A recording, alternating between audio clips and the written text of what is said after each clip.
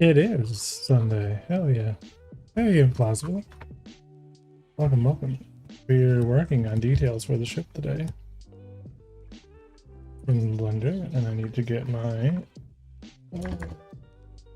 DI tools running.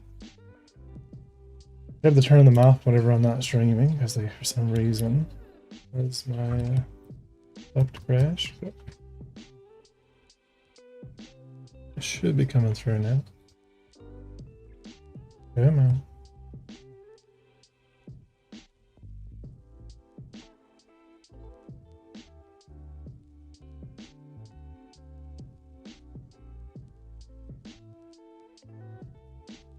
Any moment now.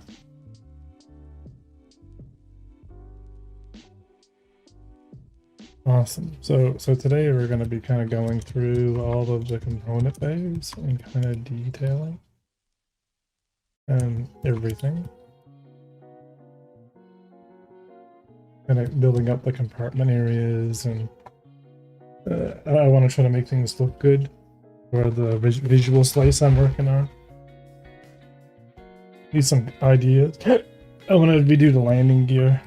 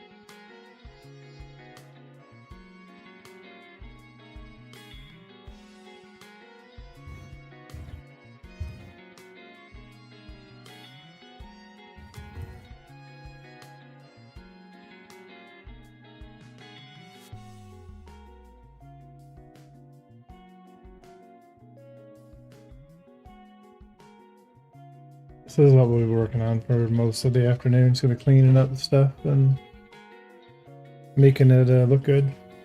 Attempting to make it look good.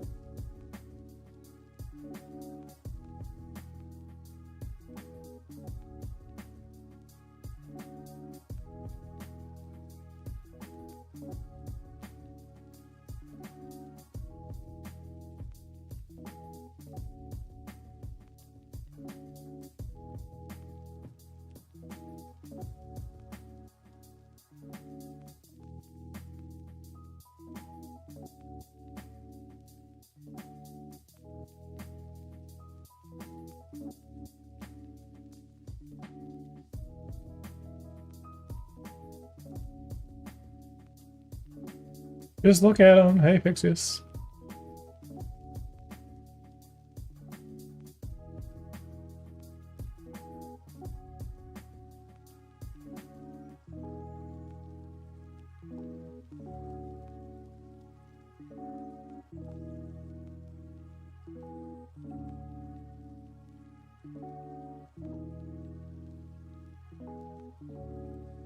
You know, I was worried, Fixius, about this whole,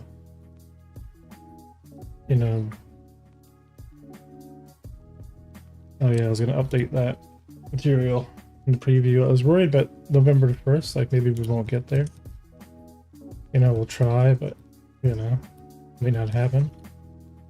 But there's a lot of stuff that I need to kind of do, but then as I've been kind of going through and working on the ship, and I don't know, maybe we will. Maybe we will get there. I tried playing around with the character yesterday to get them imported, and I almost got it.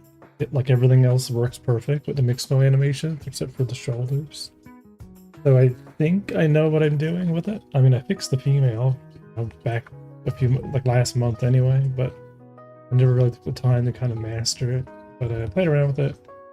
And I really think if I could get another day where I have like a good 6 hours to just sit down and play with the armatures in Blender and go through the materials and organize everything, I can get the male and female kind of fixed up myself.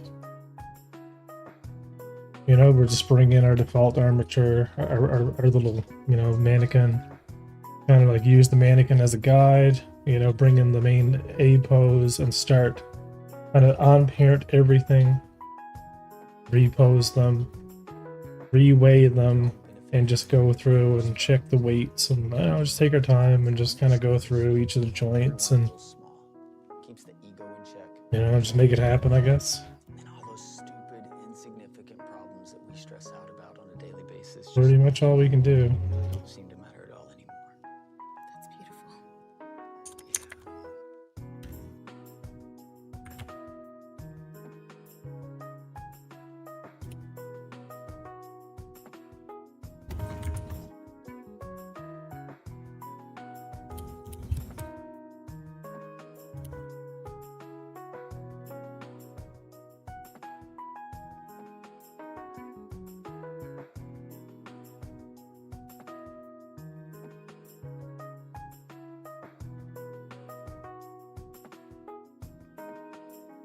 Yeah, in these shoulders, right?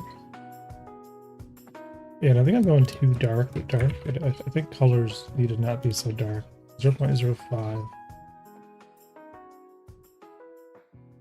A lot nicer.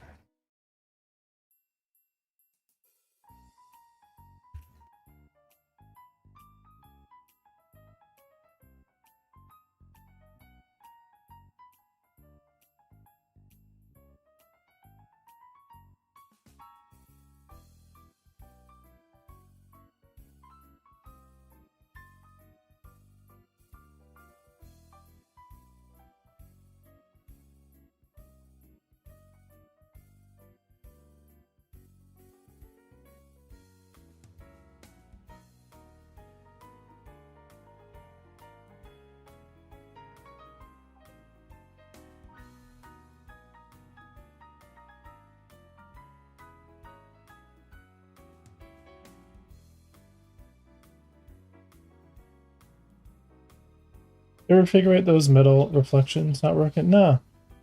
Nope. Nope.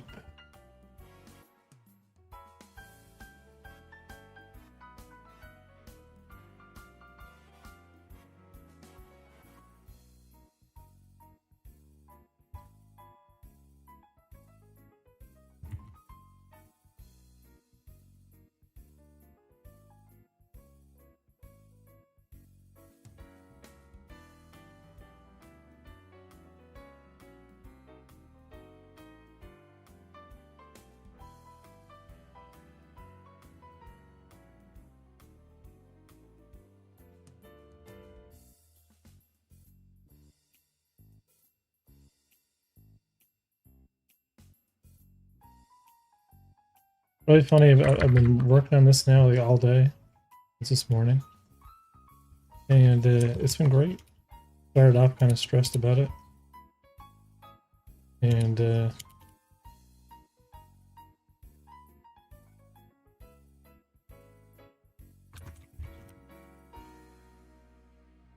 now I think we're good. Yeah, why is it facing the other direction?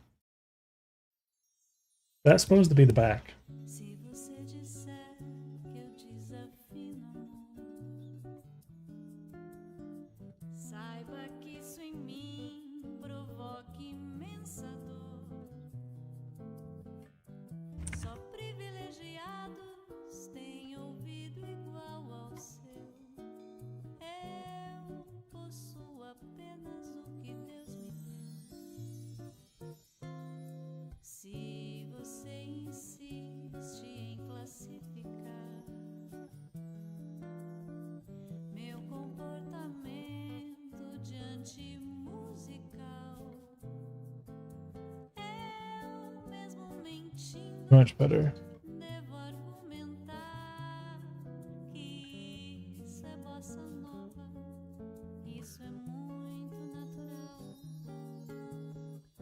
que você não sabe nem sequer pressente é que os desafinados. The other thing we're gonna do as well, fix this, is we're gonna create a blend file for all of the ship materials.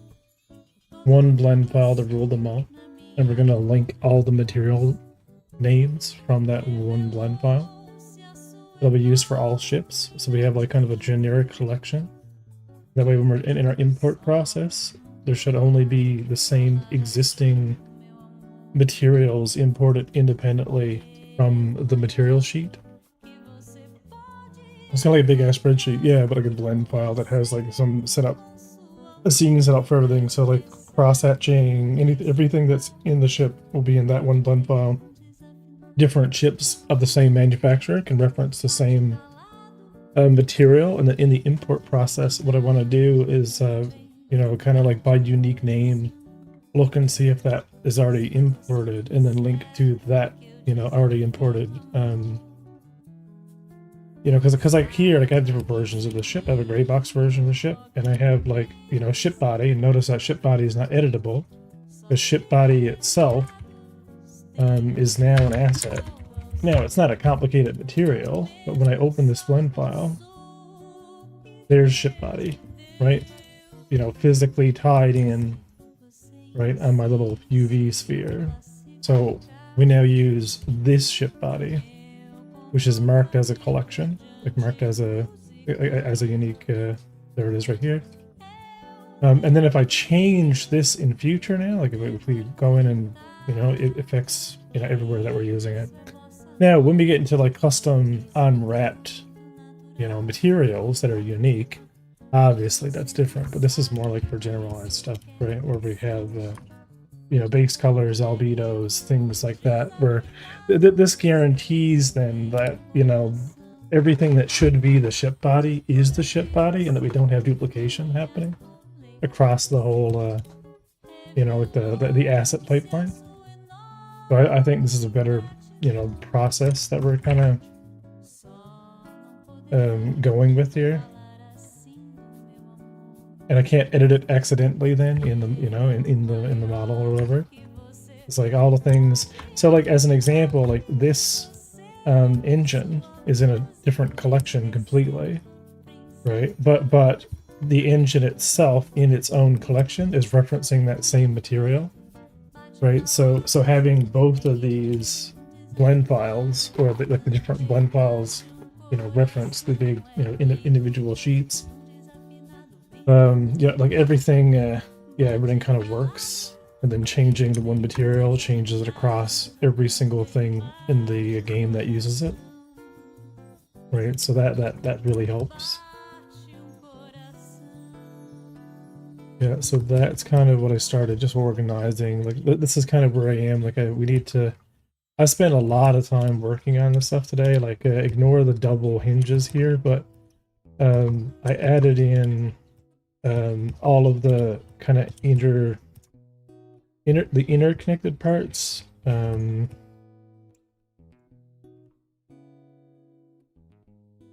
There's a lot of stuff I've done with the ship today.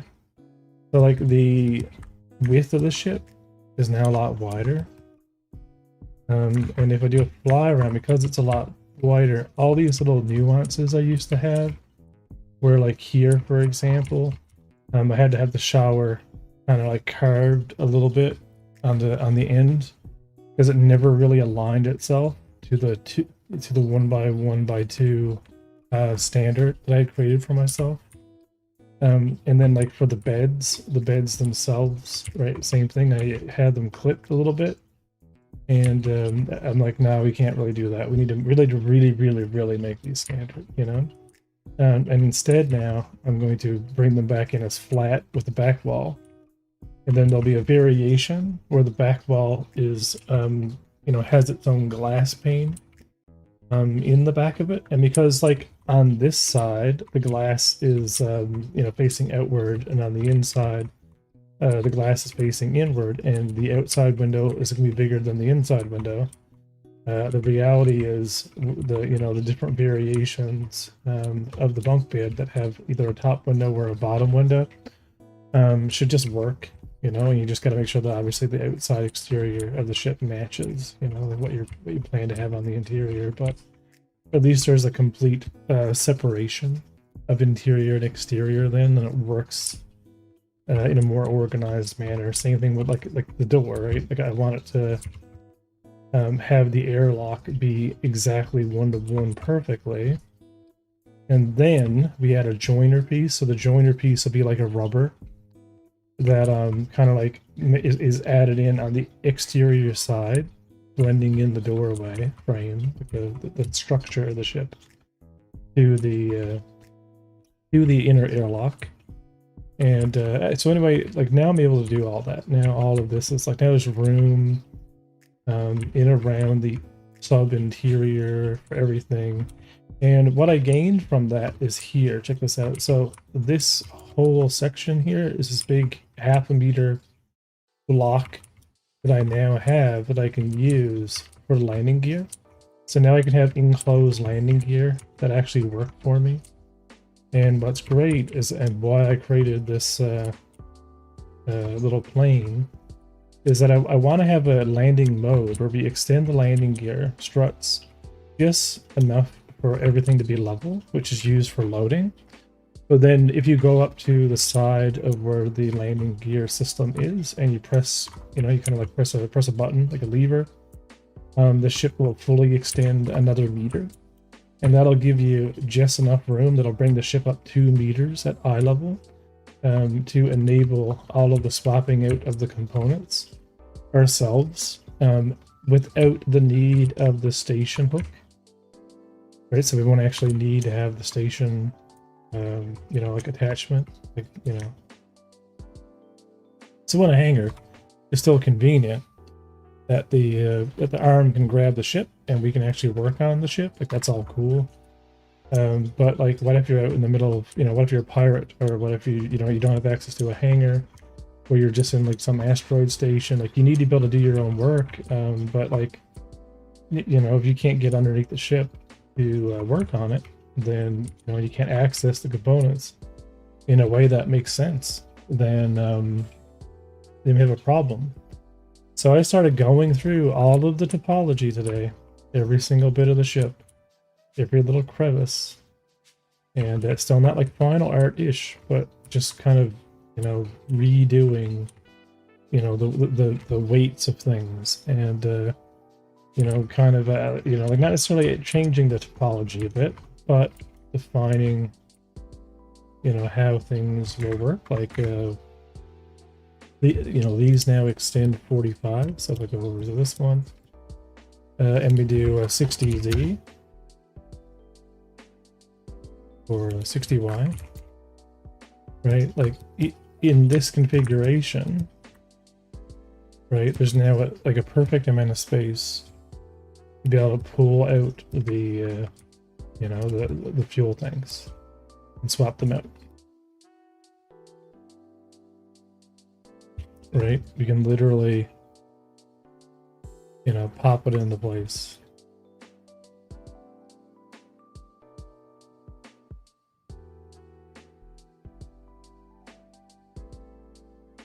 Right, lots of room. Right now, I think 50 was like, yeah, 50 is like the intended angle, right, where this will open up. And you know, and now there's space here to actually put in those kind of arms that are like attached to these things, and really kind of have the different hookups for stuff. Could smuggle someone in there. You could, yeah, if you don't have an extra fuel tank. I love the idea of having it optionally where you can take off a fuel tank. That might actually be a type of component you can buy. It's a fuel tank that's not really a fuel tank, wink wink. It's a wink wink fuel tank. So you have half the fuel because you're sacrificing a fuel tank, but you can put your product in there.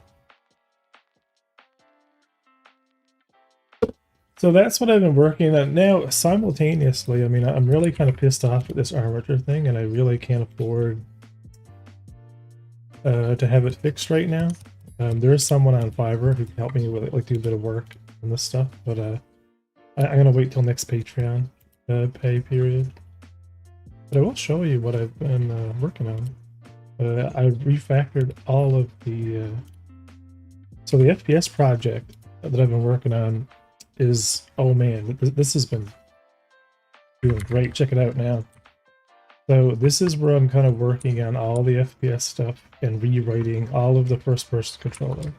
So when I say we're going to be adding, like, you know, crouch and sneaking and all that stuff, I'm adding it to this FPS project, because what I've done here is I've brought in all code of Unforgiven Space, but only as it relates to first person. So I have the real weapons. Those are my actual weapons, right? I even have my real rifle in here,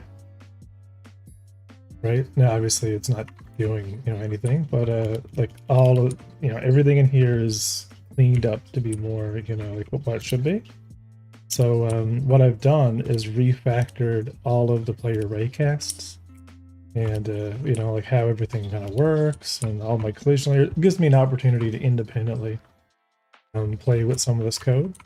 So what we now have is we have a one-click lock and release system, which is something that Antics and a few others wanted. Like, I was using a click to grab and right-click to release, and there was a weird issue with how the player raycast was working when it comes to doing that with one trigger.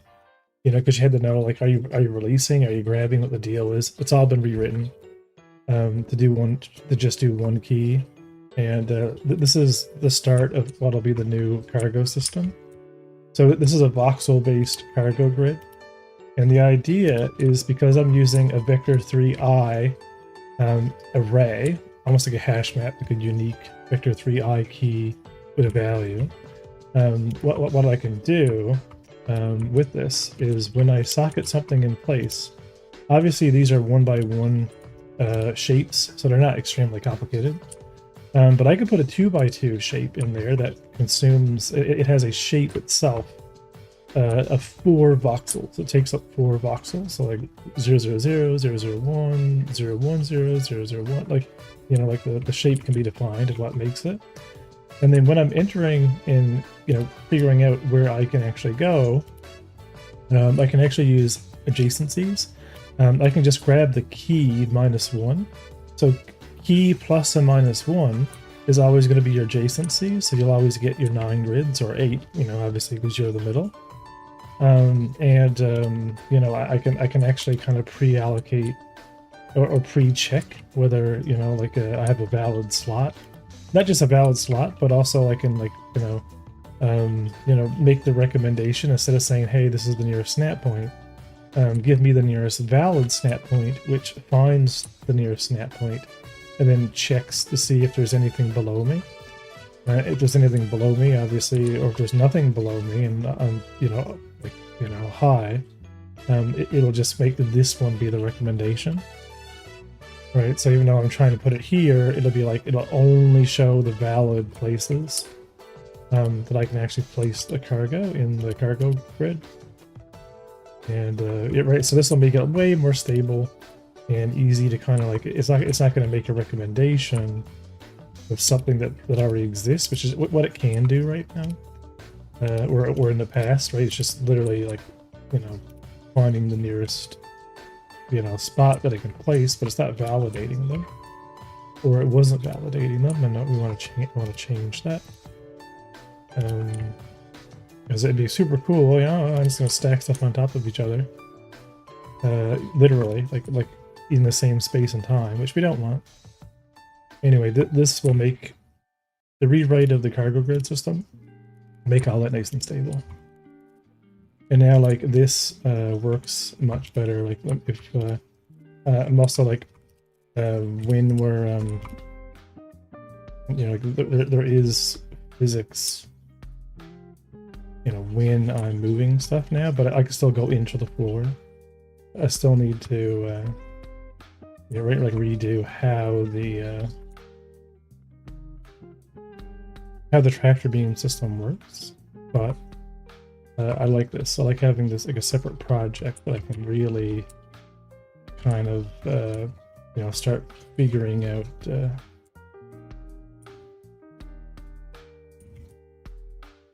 how I want this to function. All right, so it's got to be stable.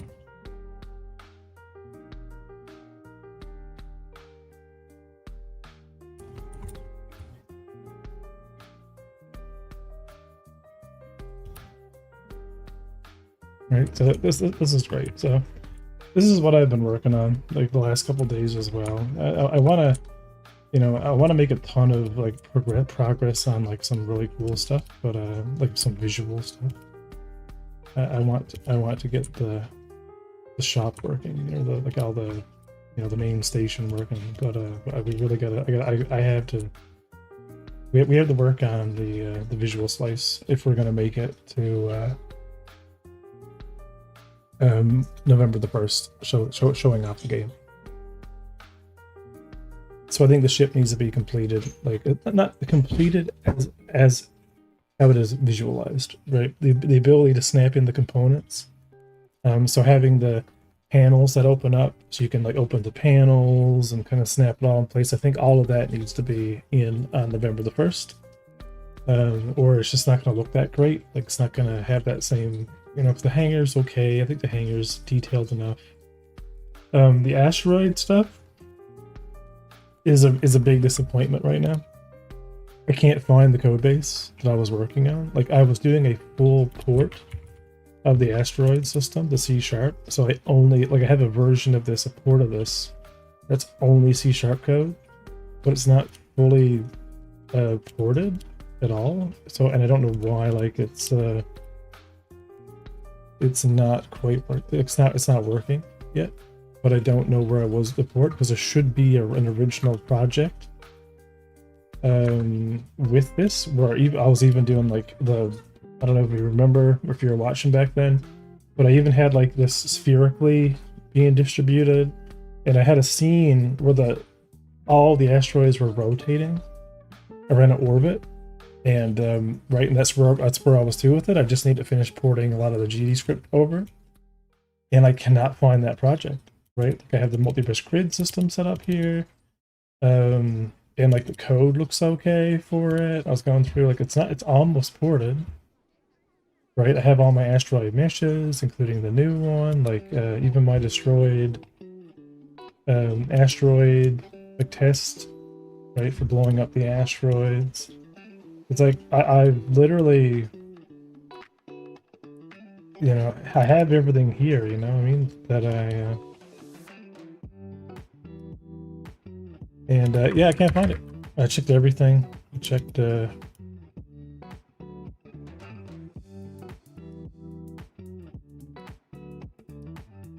that's annoying. Weird, yeah, exactly. Right, because I can't find the one, and it's just weird, right? It's still looking for, like, some of the PSD stuff from when I was playing around with it before.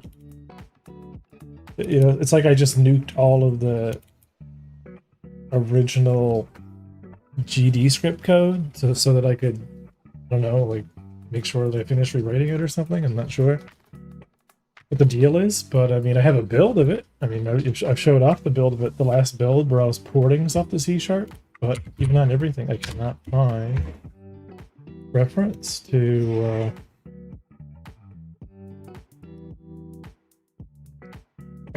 maybe if I look for Maybe if I look for the asteroid itself, because I know it's called asteroid.fbx.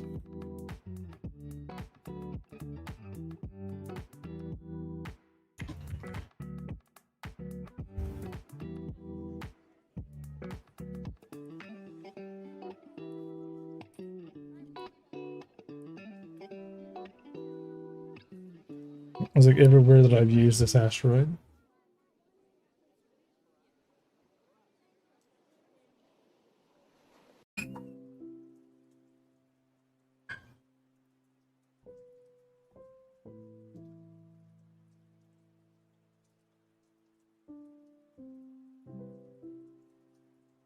Fishnet, SSD game.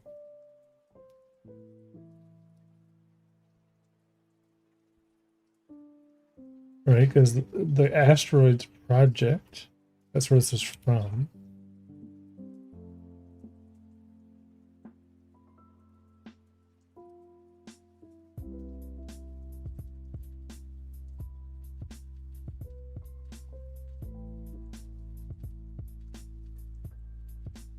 I mean, there's one from when I was doing asteroid destruction.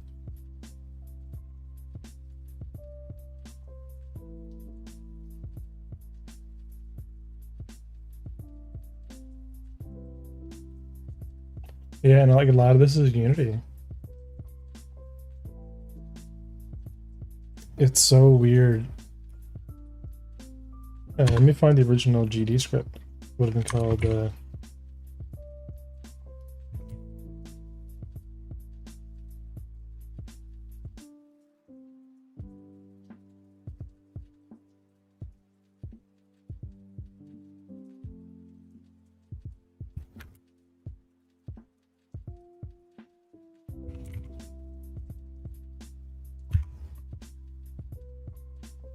right, there's nothing on my computer that's asteroid with a GD extension. And I don't get it. Like I literally had that project working.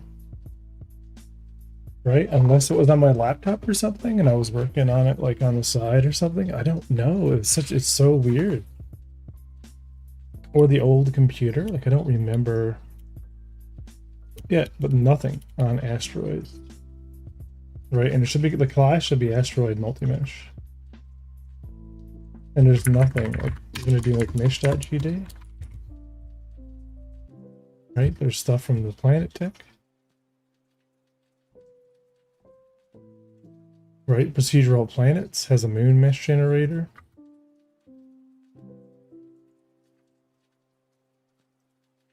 There's a default Godot multi-mesh test.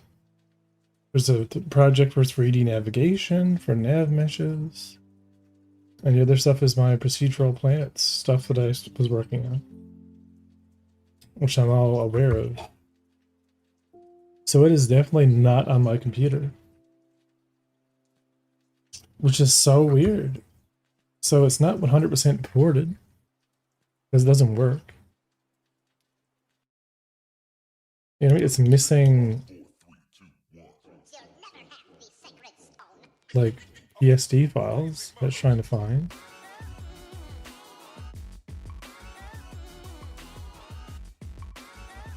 Because I don't think I've been like I don't believe I finished porting it, but maybe I did finish porting it.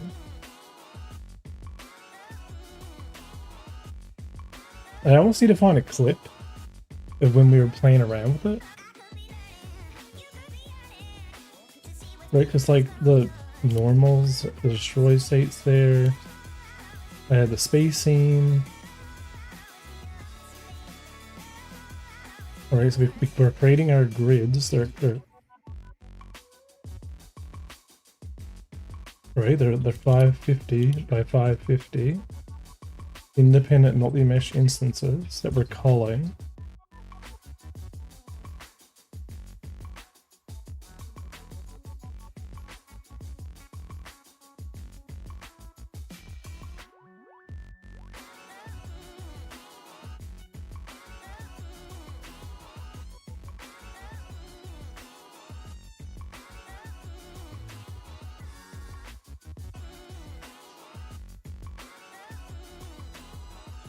And we're just not scaling them down.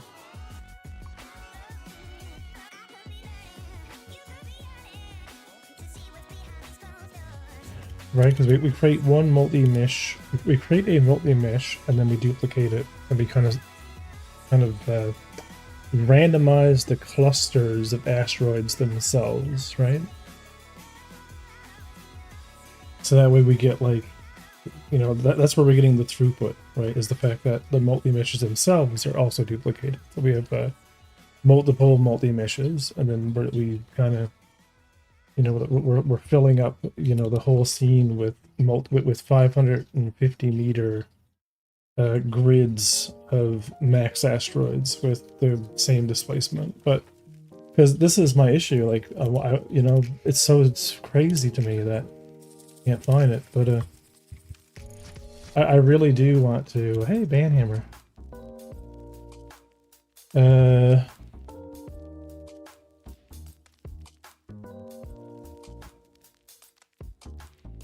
Okay.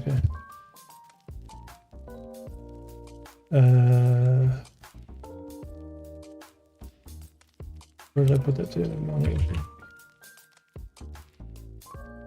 Yeah, so we have to.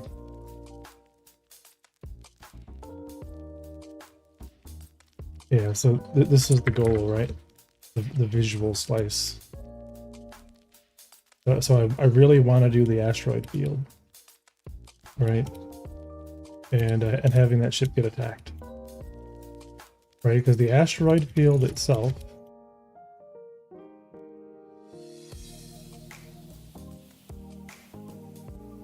right? Because this will be, right? Like, this will be the mining ship, or the variation of our regular ship as a mining ship.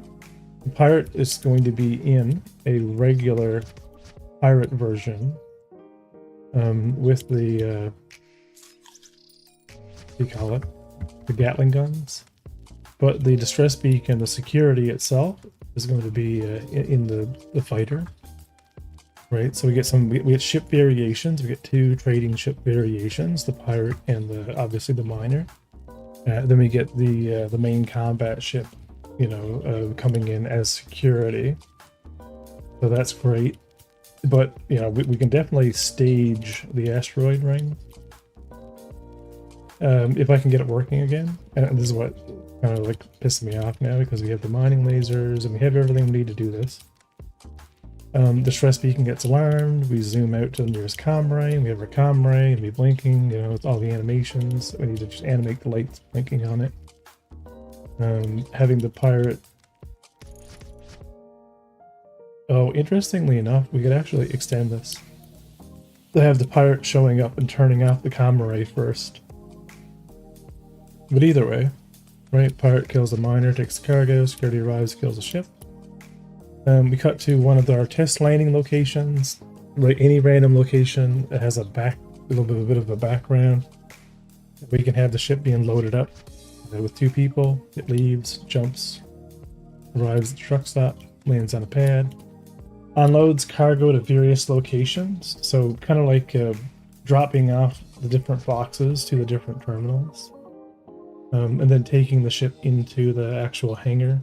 And then spawning better components, swapping them out, showcasing the swapping out of things, the changing out ship configuration. And then when they're done doing all that, they go to the bar, grab a drink, head to their hab, and it shows the reconfiguration of the hab and all the swappables. And then they kind of jump in bed, and it kind of zooms out.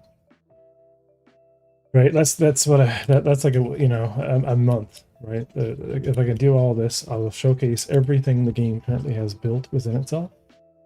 The visual slice, and it's a bit much of a visual slice target, but the mining stuff, like I said, I had enough of the stuff working with that, but I don't know where that project is.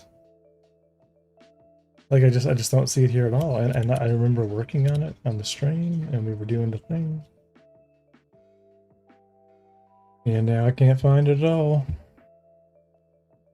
Right, because there was something wrong with the C# implementation that I was doing. Like it wasn't fully working. There was something about it.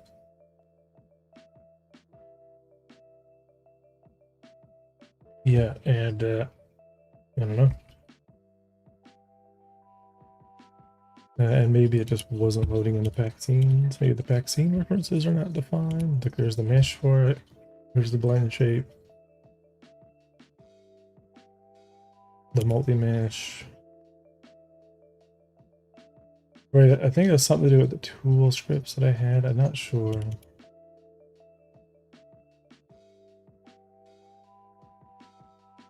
Right, the grid that spawns them in. The asteroid UI. The asteroid itself and the scale. So there should be a scale of 1 by default because we just dynamically change the scale depending on how big we want the asteroids to be. There's no shadow mesh. Just the material. Right, and that's all the asteroid is. It's just this mesh. Nothing else to it. Technically, this is supposed to be zeroed out. I don't know why it's not, but it shouldn't matter. It's fine. And yeah, everything else should be working. Creator UI, getting your children.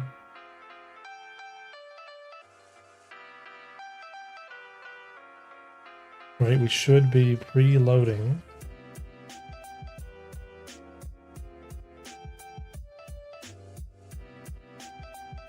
Prefabs, asteroid mesh, grid item.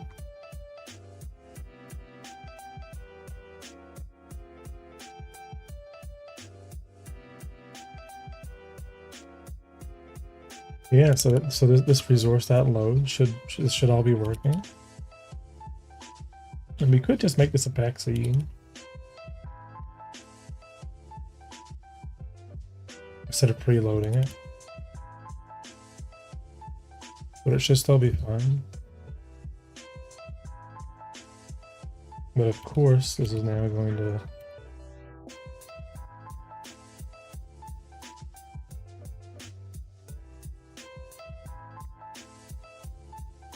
Right, it's supposed to be 1,000 asteroids here, and it's obviously not working. Right, it says buffers at a range for the asteroid ready for the bool. Multi-mesh instance grid ready. 46.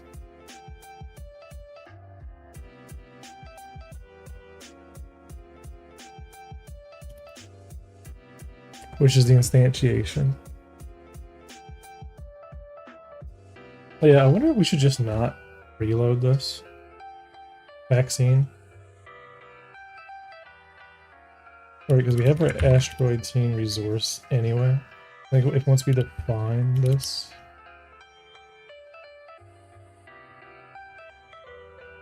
we wouldn't really need to reload it.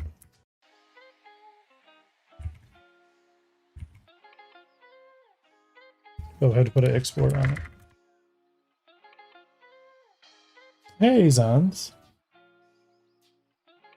Yeah, this is like crazy. Like I don't know why. 'Cause I don't think this is fully ported. So I don't know why it's right. There should be our asteroid multi-mesh grid item. That's for a buffer.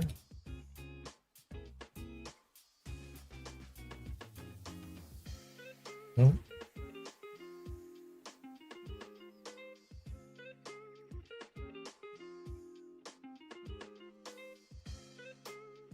Right, on 46, the pack scene.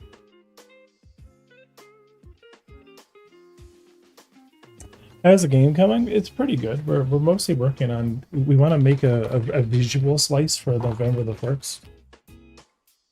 So I'm trying to get I want to get the asteroid system in because it'll add a lot of visual fidelity to how the game is represented right now. Right, for each node we add children. So yeah, for each. But I think once this is already loaded, we have our asteroid mesh scene. I don't think we need to instantiate this. For a multi-mesh instance 3D, I think we'll actually just do it here.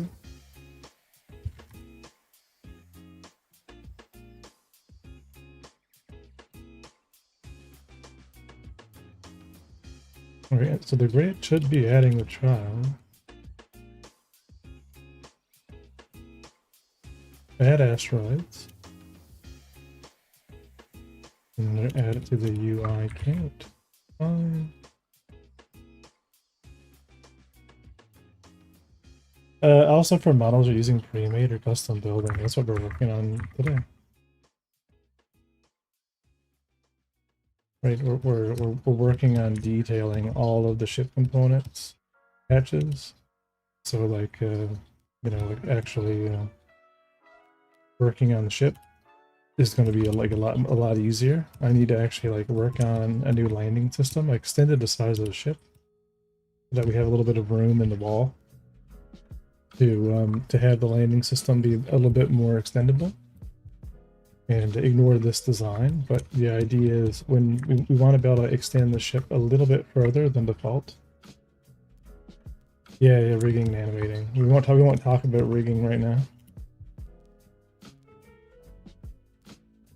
Rigging's a bad word. You get banned by saying the R word around here.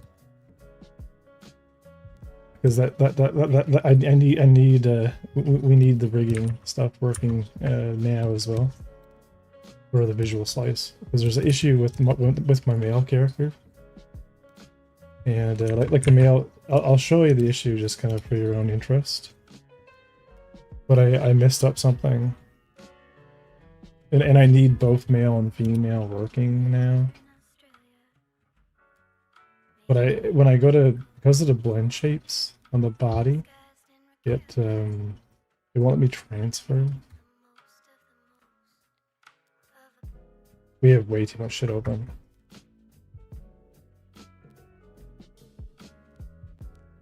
Maybe we can close out the empty testing. Some more Vulcan. So like this male, right? The male looks okay. He looks like he's good to go, but he's not good to go. Right? So what's not working is when I go out of edit mode, this is the default pose. And right, so here's my pose. Everything was all fine. Got my dude, you know, he's all fine, good to go. Pose is fine, but when I did all the data transfer for the armature, eye armature, okay, thanks. This is the rest pose, and when I try to override my current correct pose, with the rest pose for the character, it's like, yeah, no, we're not gonna do that. So I'm like, damn it. Not working the way that I want it to. So I need to fix them. So I'm either gonna go to Fiverr and get someone to kind of pretty much have to reparent all of the hair and the different. You guys can't see that. All of the different options, all of this has to be deparented and then reparented to the default pose and then reweighed more than likely. Fix it. I don't know how to fix it. I'm too lazy. Not lazy, just like I did the female. Because for the female that I have working, I actually went in and manually spent, I don't know how many hours it was, like doing the pose to be exactly T-pose as per Mixamo style. And then I like literally like created a new armature, and then I used a data transfer modifier and like had to reapply everything. And then there was still some blend shapes. There's some bone references or blend shapes that were I don't think this one has, yeah, there's no shape keys. I think the female had breast shape keys for some reason. There's PG-13. There's no there's no bad bits on this guy.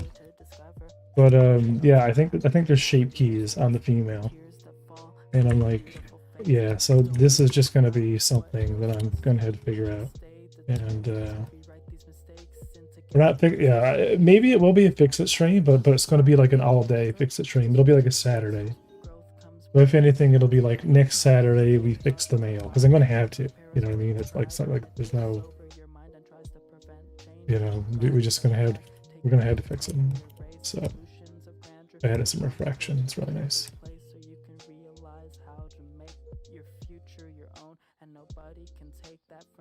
Yeah, so that's the issue, right? So but what's wonderful about this is when I get this all working,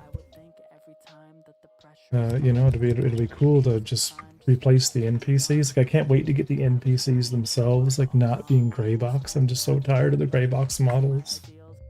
And you know, like and just having them. What I'm gonna do for like the time being with the helmet stuff is when we you know, when we leave the airlock, I'm just gonna have it, you know, turn off and on the meshes. Right, so like I even have 3 different head shapes for like Asian, Caucasian, African American, and then there's like I have a different set of materials. I'm going to have to set them up in Godot and make a skin shader that we can use to drive different albedo range for the base color. But ideally, I want to kind of, you know, get Godot's subsurface working for skin, and actually like kind of like combine everything into like one system, and hopefully it'll look good because there's a with this asset I have a bunch of skin pour normal mats and a bunch of stuff that I can actually use as some type of triplanar, you know, like kind of like extra detail mat. I'll just have to figure out how that shader works in Unity and see if I can kind of port it over from Unity. This is stuff from the Unity project. But it's so annoying, man, that the retargeting system of Godot. I gotta find better music too, man. Like I'm probably just gonna go back, even on multi-stream, go back and listen to our cool space rock and just take the hit on like there's music. Supposed to be like free. Maybe there's like free space rock or something. I don't know. Rigging, weights, and animation are like my weakest. Like they are so much work, man. Like it's so much work. The time required to sit there and weigh things, like it's just like, oh man, so much. Like I don't. I know in my heart the best option for me is to get all of these set up in Blender and bring in all the Mixmo animations into Blender and set up like pose libraries, like get them all retargeted. Go into our asset library, you know, create our pose library itself, and then like have like all the different poses in Blender, you know, all the armature naming convention, all the bones renamed to be like Godot's naming convention, you know, and maybe write a Python script that'll go through and like take the Mixamo naming standard and convert them into the Godot, you know, naming standard. Just get them really Godot friendly in Blender, where they're not like tied to any particular game engine, you know, but they're kind of set up to be friendly with Godot, right? So like I should just build a directly import them, no bone map needed. They just work. But then when I'm trying to retarget them to something, when I import the Mixmo animation, I can then use my exported T-pose reference and then set the remapper of the Mixmo animation to be, you know, like our, you know, humanoid. I haven't played with Godot. What pushed you out of Unity? 64-bit precision for the world itself. I don't have to rebase. I don't have to rebase the world around the player anymore. I can just go wherever I want to go. I can just fly, you know, a million whatever, you know, like the plant, like it makes designing, you know, a space game, you know, 1,000 times easier. If only the rigging system was better, you know.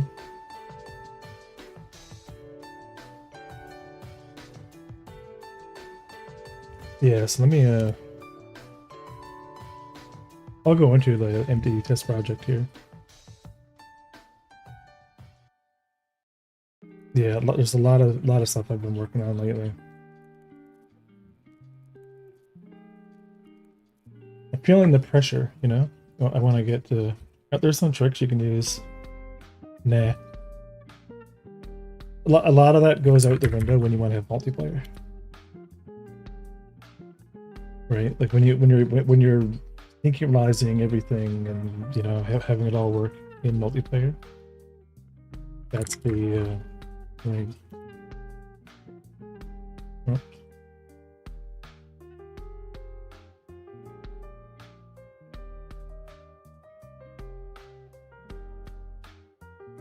I think we saw the SC devs and Vicenza deal with that recently. Yeah, and I don't have to worry about it anymore. Right, my AI is offline. I'm doing my own thing. I'm in the universe. We have a real planet over there behind the yonder. And I think why he can't leave the gravity volume. He's spawn in a ship. Your project's pretty admirable. I wish I could showcase it a bit more. Like, this is not necessarily the. Have you seen the multiplayer stuff, Randbrand?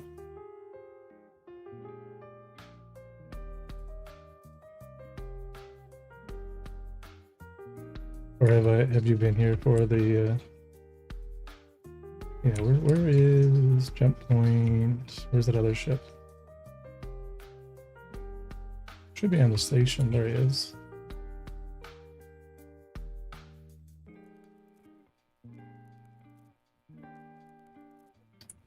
I patted myself on the back for doing asteroids in 3D from scratch using Raylib at OpenGL. That's awesome. Goodbye, ship. Get wrecked.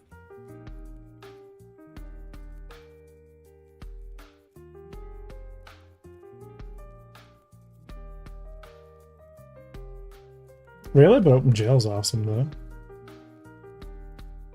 Does Raylib have a system for like multi-mission instancing and stuff like that?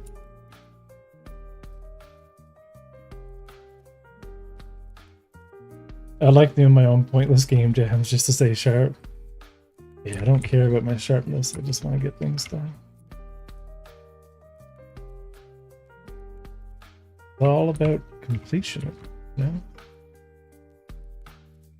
About getting the, you know?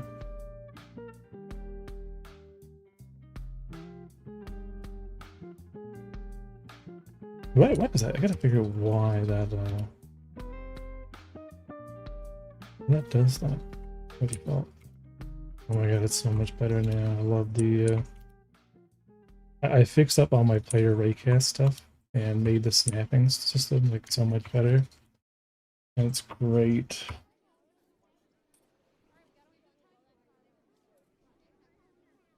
So much more accurate. Oh yeah, we don't have gravity.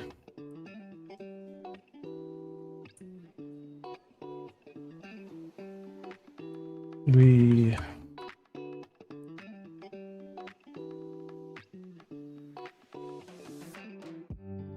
Yeah, I added a thrust limiter yesterday.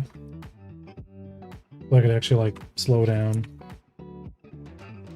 and like decrease my thrust output. So my flight movement can be optionally kind of controlled. I can kind of bring it in and just kind of come in nice and slow.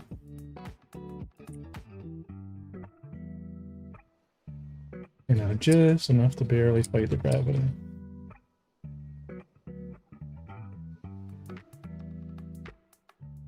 Oh, I just got yeeted.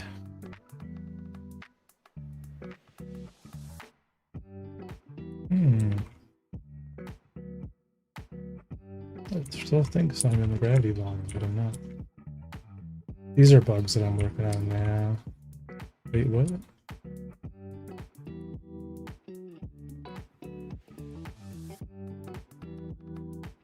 It's pretty fun. Okay, I'm like, wait, I'm like, am I in 0G? No, I am in 0G. Okay, thanks. There we go. Now it's working.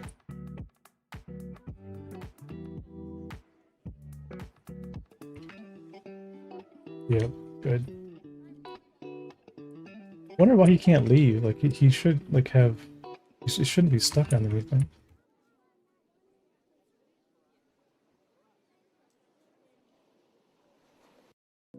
We gotta get the shader in this week too.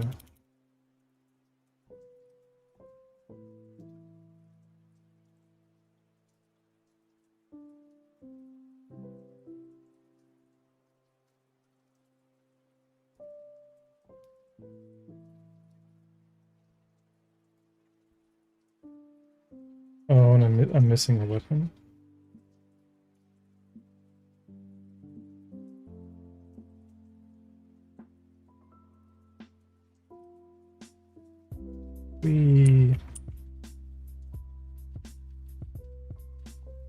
Yeah, you can actually like drive around the planets now, which is super fun. I like doing this. Get some speed and then turn. And then just you know. Bye, Buggy! What's really fun? So I played a mini game. It's like curling, where you go as fast as you can, and you kind of like you just kind of turn and start a roll, and you see if you can like hit the planet with the ship. This is like, you know, I'm easily entertained on my own project, which is good, I guess.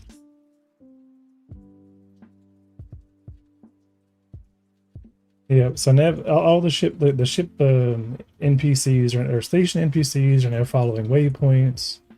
I'm going to curve those waypoints by turning the waypoints themselves into a sampled path 3D. But for now, they're just kind of going through the hierarchy of, you know, I have a debug system here. I can look at them. I can see like what their health is and if they're hunger. And obviously, there's nothing here. There's no bar. There's no anything. So like their default state is to keep wandering, which I like. There's so much stuff now that's actually working. I really want to get it cleaned up.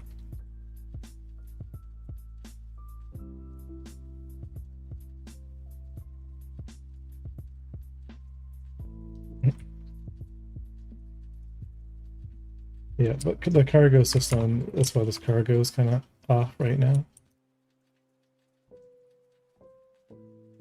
Because the grid's not aligned. So the whole cargo grid system is being redone. But you can buy cargo, throw it on the ship, bring it from point A to point B. But anyway, let's get back to what we were doing, which is cleaning up the ship. But you think, yeah, I hope the game is more fun. You know, like that's the mission, right? Find the fun.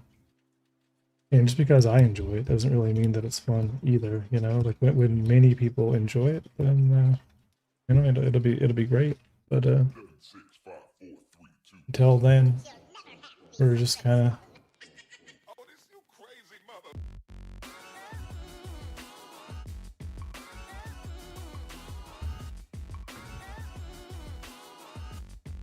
Gotta be more. Let me search SoundCloud and see if there's something else we have for no copyright.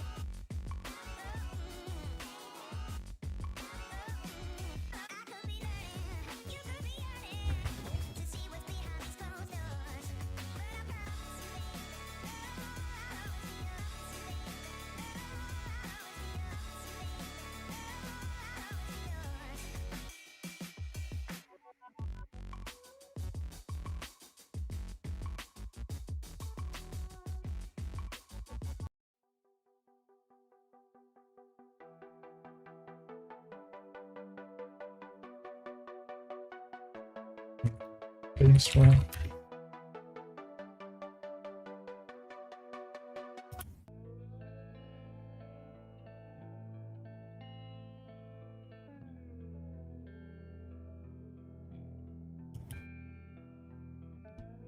No idea what this is, but we'll find out.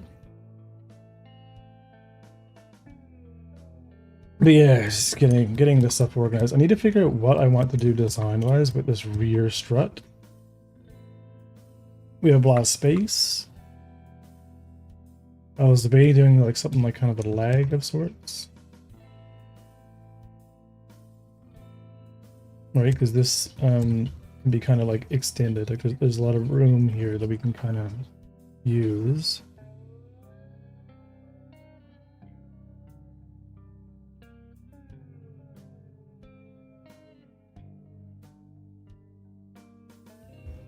Because I want to be able to kind of extend it down to a certain degree and then overextend it. Full flat 90 against the lateral wall. Well, the great thing is like we have all the space inside the wall for it to be able to, you know, it can take up the whole wall, like the whole this whole thing has all of the space that it possibly can. And the idea, let me just explain the concept here. The reason why I'm using this plane right now as an example is this would be a fully extended version of the ship for the purpose of being able to service it yourself. So it wouldn't, you know, the idea is that the extensions by default are up like a meter. So, you know, they're just extended enough to be flat for the purpose of loading and unloading the cargo bay. But opening it all the way, like kind of like coming out and kind of extending everything completely, is just to lift the system up so that we can actually service all the parts. So that all the ship components can be like, you know, taked out, you know, with ease pretty much. You know, like you can actually like, you know, grab the tractor beam and grab everything. You know, swap out all the components. Hide that real quick. Right, so that's what I'm trying to, you know, why I decided to make it extend that far. It is as a mode, right? So that way, you know, like the sides here, I'm gonna have like a little latch that you just press, and then this will, you know, extend out, you know, like 40 to 50 degrees, and then I'm gonna create like a little, you know, like kind of a latch slash hydraulic system for it.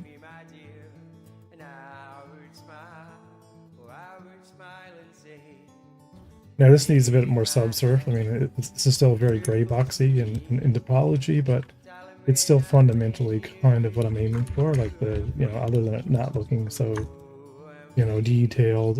Once I got everything positioned well, we'll kind of go through everything and we'll kind of like, you know, redo. So it'll be like kind of. Alright, so it'll be more like subsurface deformed, like more like kind of like this kind of shape. Oh, I see. Then use a boolean, and then use the space to hide the leg. I guess I have problems matching interior space with exterior. So like the issue right now is not hiding it. I actually, on the inside, I'm actually going to show it off when I get it more established. But I just need to literally come up with a design that works. Right, because I don't like this 3-piston or 4-piston thing. Because I have all this shape, I don't know if I want to create something that kind of, where's that tool? There was a tool. There's a website. We're gonna MS Paint that. Right, so right, the other option was we had something that was like, you know, like we have to, like I want to do a strut, but I don't know if, you know, if we want to do like kind of like some big arms and like a piston system. So kind of like a, you know, like if inside this thing there was like a rail and there was like a pivot point, you know, like bad example, but like somewhere like here there was some like, you know, pivot point, and you know, this whole thing kind of extended kind of on a, you know, on 2 points. With some type of piston control arm system. Right, like I want it to be able to like kind of come down and kind of look as if it's like a kind of a bit of a mechanical thing. I just don't want to consume, like internally as far as design goes, we can consume all the space of this entire wall. But just like as far as like I only want to expose a smaller slot in the ship for like the whole wing to kind of come down, but I'm not quite sure, like, you know, the direction I want to go with it. I just think like extended pistons are very annoying. Like they don't really kind of do it for me. And the idea that I had originally, let me just close this, is that like the way it would work, you know, is that there will be like a standardized extension that happens. Right, so there'll be like a standardized extension, right? Like when we're just normally flying around the game. Because this looks kind of okay when it's, you know, like extended and it's not too noisy. Right, and this would only extend out enough to kind of go along with the flat body of the ship, so it would actually be even less than that, and that would be like the default landing gear. But then when I want to actually extend it, you know, up to the 1 meter point, like an extra meter, you know, my idea was like that this would actually come down, you know, and kind of like really super extended. But I don't know if I like it like super extended like that. Obviously that's way too much, but wherever I put that bottom.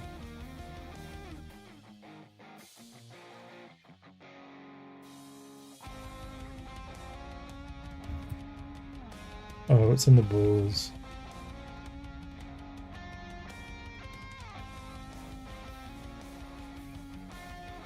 Yeah, so it doesn't even need to be that crazy, but trying to find some middle.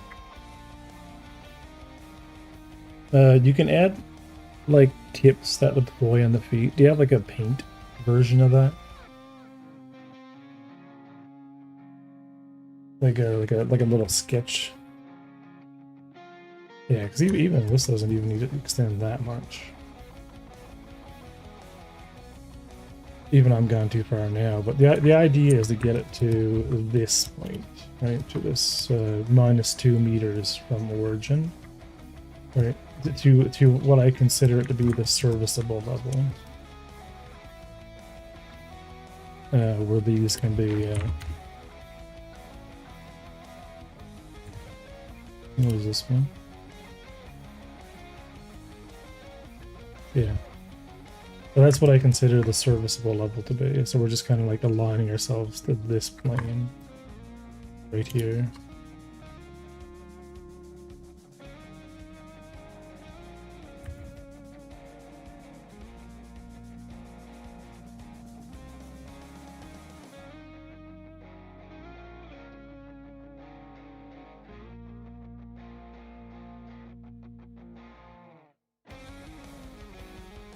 Yeah, you know what, and maybe it really is like fine, like it's just one double set of pistons and just kind of like extending them, but I don't really know. I think it'd be cool to have more of smaller pistons and more like mechanical swing, but I'm not sure, and that's where I kind of got stuck with it earlier. Like at least like I know I have room to mechanically play with stuff.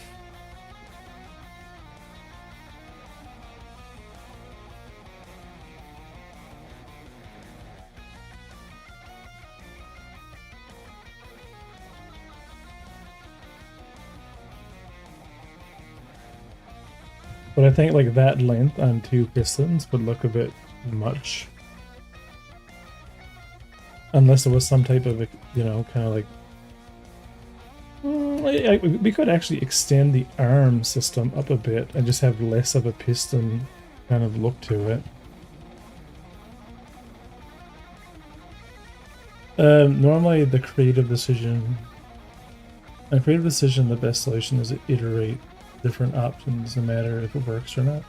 Thing is to find what you don't like. Yeah, and that's just kind of where I am with it. Like at least I know it, mechanically it fits within my guidelines. Because before, you know, there was like the ship wasn't wide enough to do this, so like this wasn't even an option to be able to have space on the inside to hide any of this stuff where it would still make sense.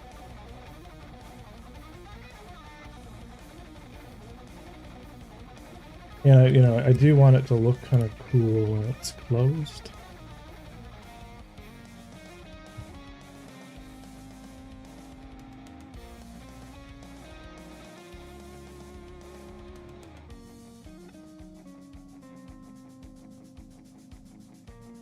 Right? So like the struts just kind of stay folded up like that.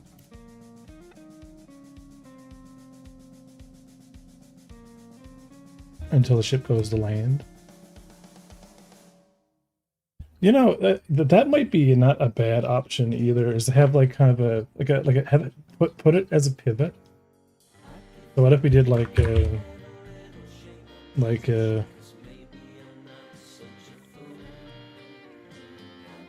yeah, let me take all of this. Yeah, so what if we did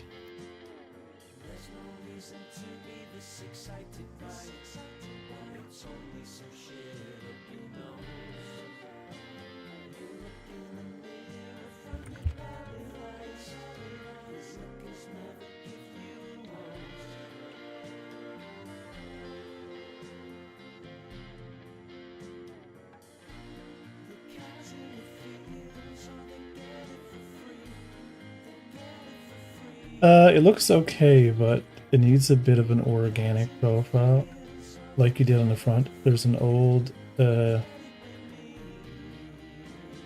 Citroen that had something like that called Citroen 2CV.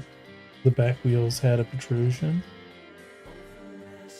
Yeah, it needs a bit of an organic profile like you did in front.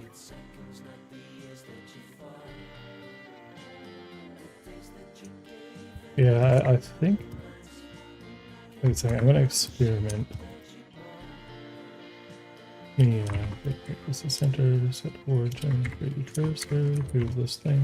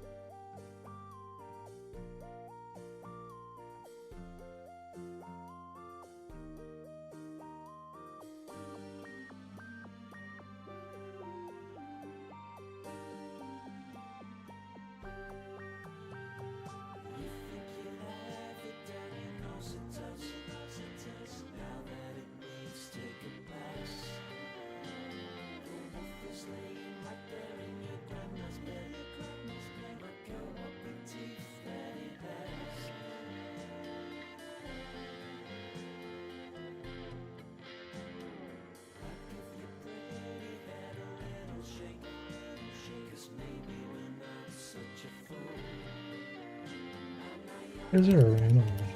That was that big.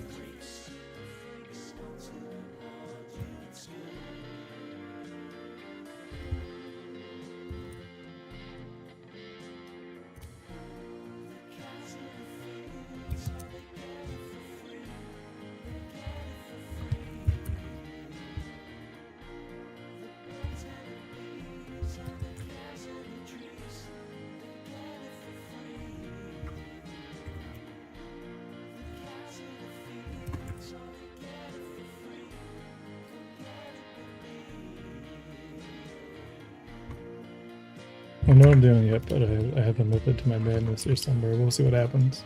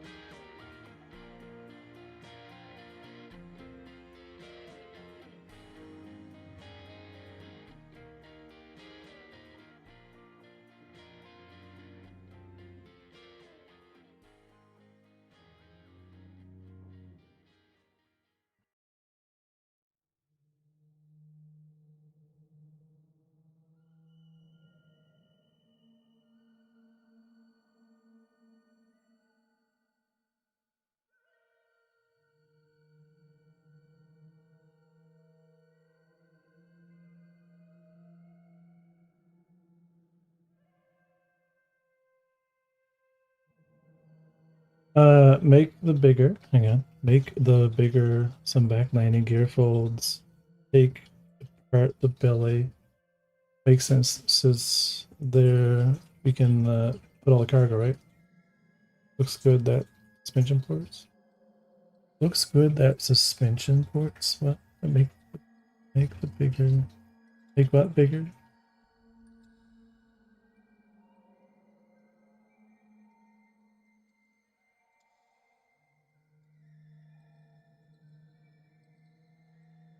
Make them wider.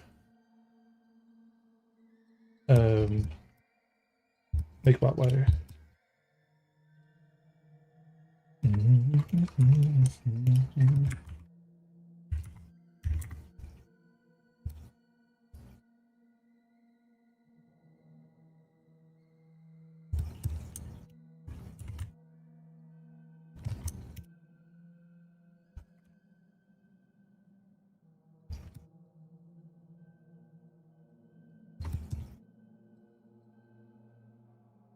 This is probably looking terrible, but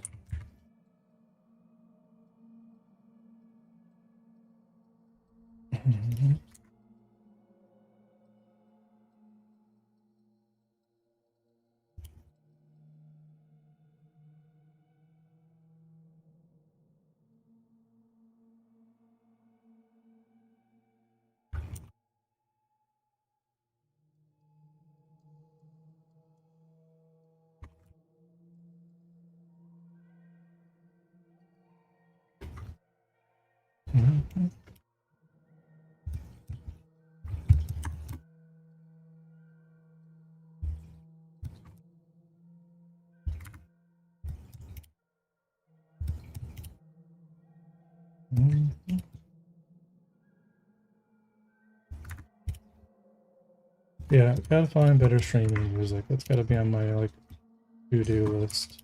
Find music for streaming for allowed use. It doesn't suck.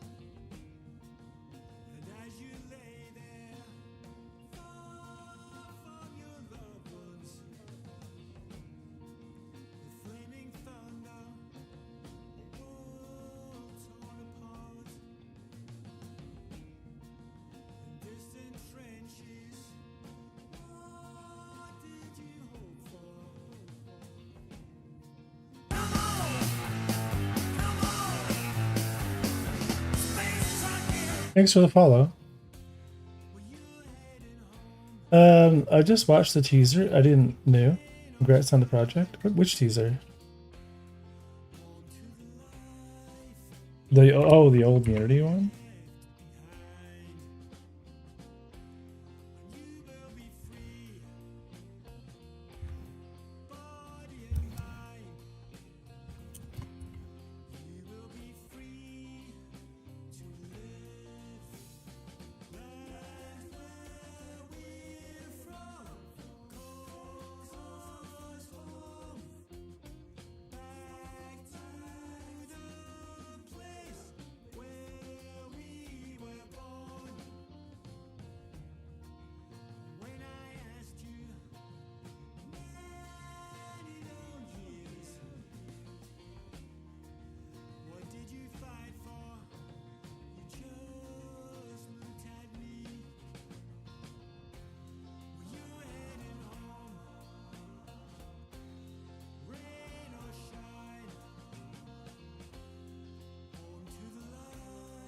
Oh, cool. Yeah, that's from back when we were in Unity.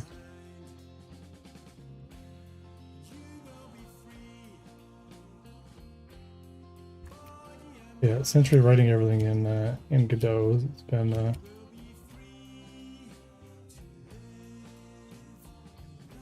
taking a little while to kind of get things back and working again.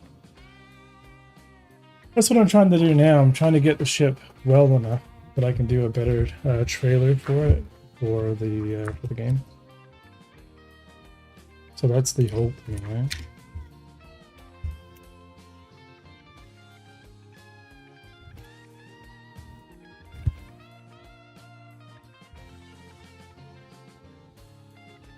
I'm gonna rotate those.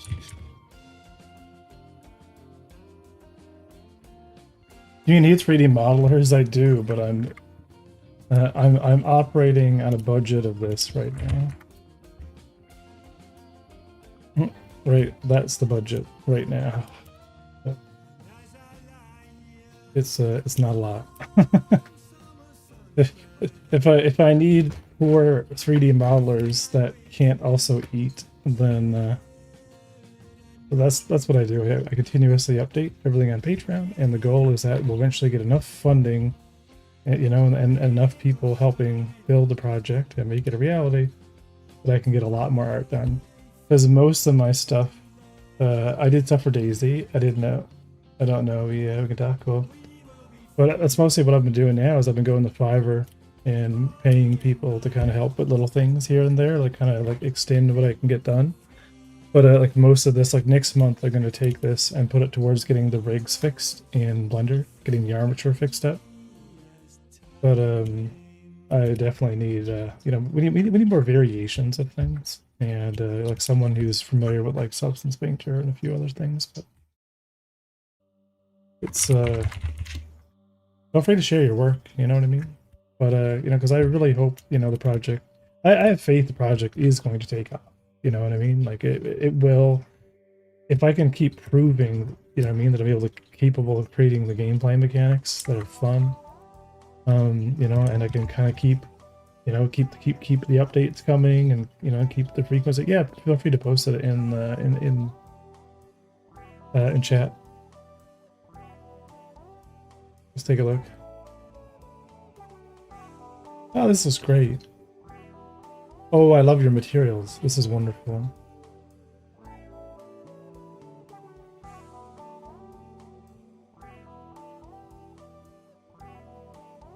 Right, and this is so our aesthetic, by the way. Like retro futurism. Like, you know, stuff with a lot of rust and wear. Right, lovely. Absolutely lovely.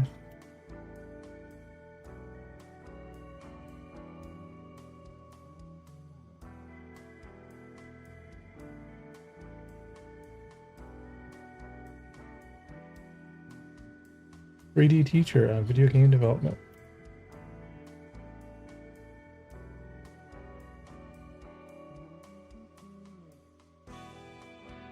I like this.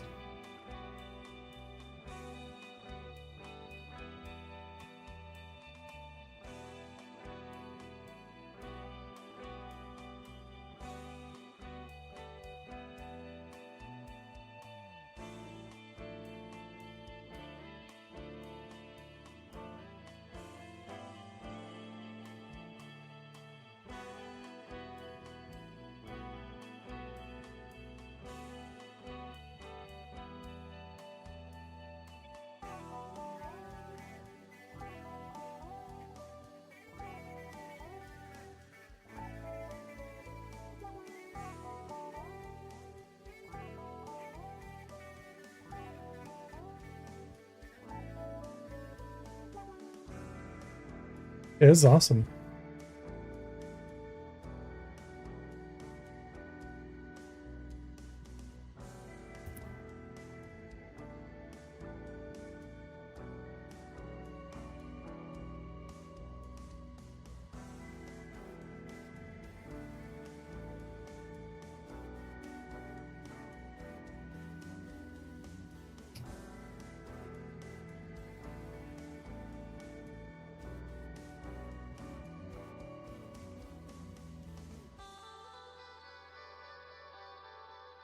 I like this one. I don't know why. It's so cool.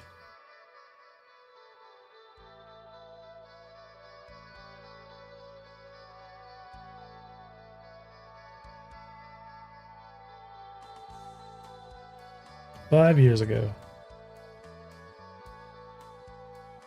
Yeah, the arts it was like super fast. Yeah, even being that big. Cool. Yeah, that's what I need to do now. Like I have my substance license. It's good until November, and November I need to rebuy it again. That's another $200. Sergeant Slippy Fest, how's it going? It's the RC Mule.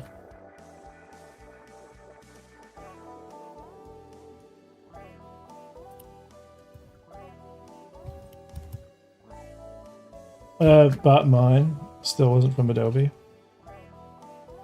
Oh, from like back pre Adobe. Yeah, I'm gonna end up paying for the Steam license.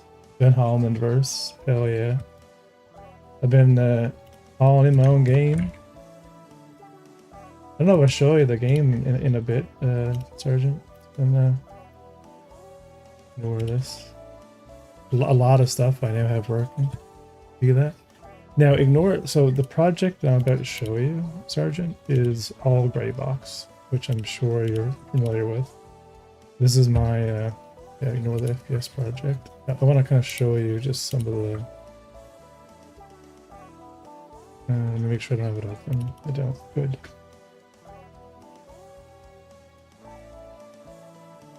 Show you the fully working player playground of all the different things that we could do online. So I'm going to go ahead and run these two builds real quick. So just imagine what you can do with this currently. So in one of these, I'm actually going to log in with my account. I'm logged in with my Patreon account. On the other, I'm just going to host. So here, I have 100 NPCs for network testing. And they're just going to kind of pathfind and go around, do their own thing. We're now going to go join. I'm going to say, we'll say Sergeant. Sergeant. Slippy list. Oh. Ah, my inventory is messing with me. Yeah. Did I get it right? It's supposed to be an E. Okay. Pick a color. Let's do orange. Okay. All right, cool. So I'm going to join in. So check this out. Here I am on the server. Everything is fully synchronized. I can chat. So here's Sergeant. All Sergeant's IK works. All of his weapon systems work. His pad that Sergeant uses to play the game. Right, so you can see the pad here is all working. Right, it's all great. So let's let's move around as Sergeant, and let's go spawn in Sergeant's ship. So as the server, I just want to demonstrate. So let's go over here and kind of jump up. So yeah, so there is Sergeant. Sergeant is coming over saying hi. There's Sergeant's ship. Sergeant's ship can be kind of pushed. I'm going to jump in. You can see Sergeant interacting with the individual seats. You can see all the animations are synchronized. You can see all the weapon systems are now online. I can move things around. So if we come over here and come from behind, you can see all the gimbals, everything are working. I can take off and head over to this planet. I can warp, and the warp is fully synchronized, so you can actually see, right, the warp. You can actually go down to the planet surface and kind of move around, but let me just leave the ship here for a second, and I'm gonna go and join Sergeant, because you got to be able to kind of play some multiplayer. So gravity is slowly pulling in that other ship, but we'll kind of let's go over and take a look and see where he is. This is a very small planet, but oh, there he is! Look, there's Sergeant's ship.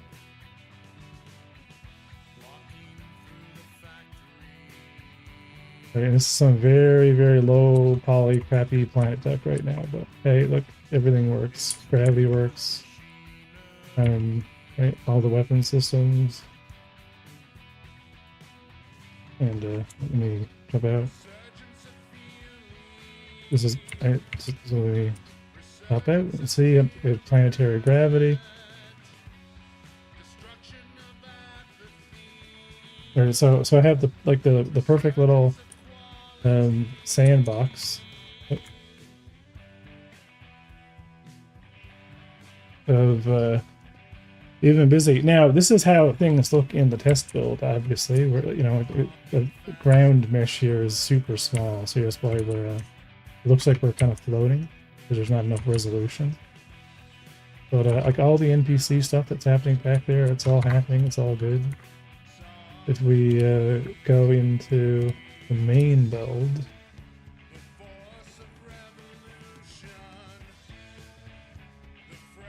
yeah, because I'm gonna make the game fully playable. I already have like so many systems that are like working online. It's crazy. Like code-wise, a lot of stuff is totally there. Where I need it to be right now. But I need to get a prototype together for November the 1st. Right, I want to build a real economic, system. I want this game to be like super fun, like Sea of Thieves in space. I think Sea of Thieves in space, in a world similar to Cowboy Bebop, Firefly.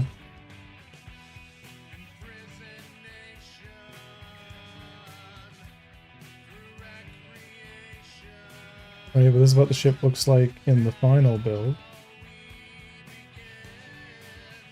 Yeah, waiting so we can all run around together, chasing NPCs around, exactly.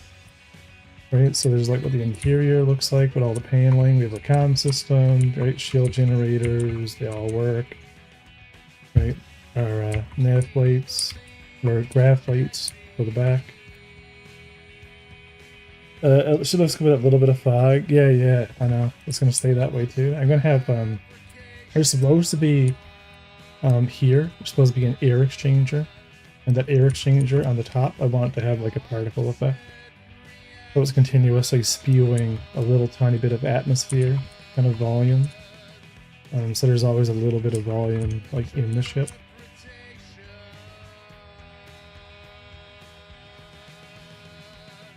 But yeah, we're working on like the hospital,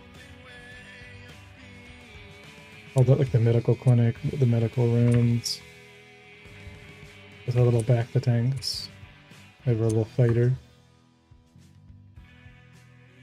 But let's go to empty test scene.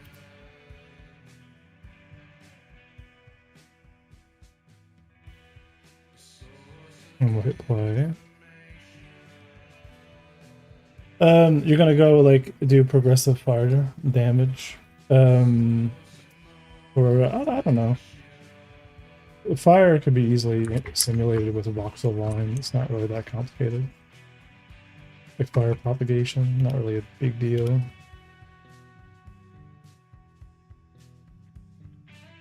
So check this out. You can actually buy HAB components and decorate our own little HAB with them.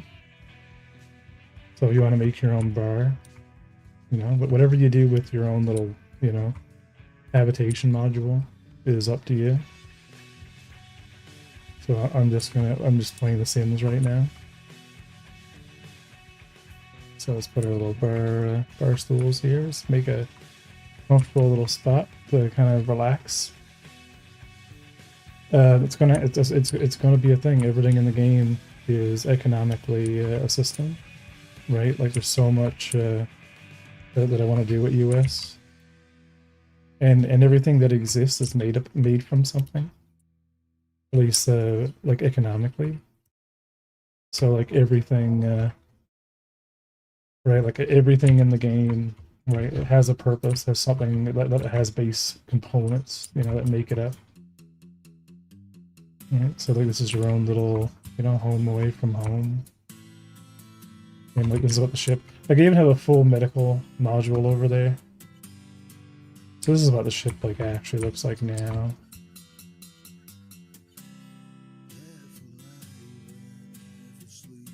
Right, I can like look around. And check this out. Right, this is a full hospital module. And this hospital module has 40 rooms. Every one of these rooms in the hospital station, fully modeled. Like every single one of these on the inside. I'm just kind of no-clipping in here. And they all just stream in and out. Well, I have item ports for it. That's the idea. We have like, item ports and we sock it into place, you know? Right? We have like actual ship targeting, missile systems, like release missiles and yep, see? Big hit. I gotta get the shield, like I said, I gotta get the shield shader in the game.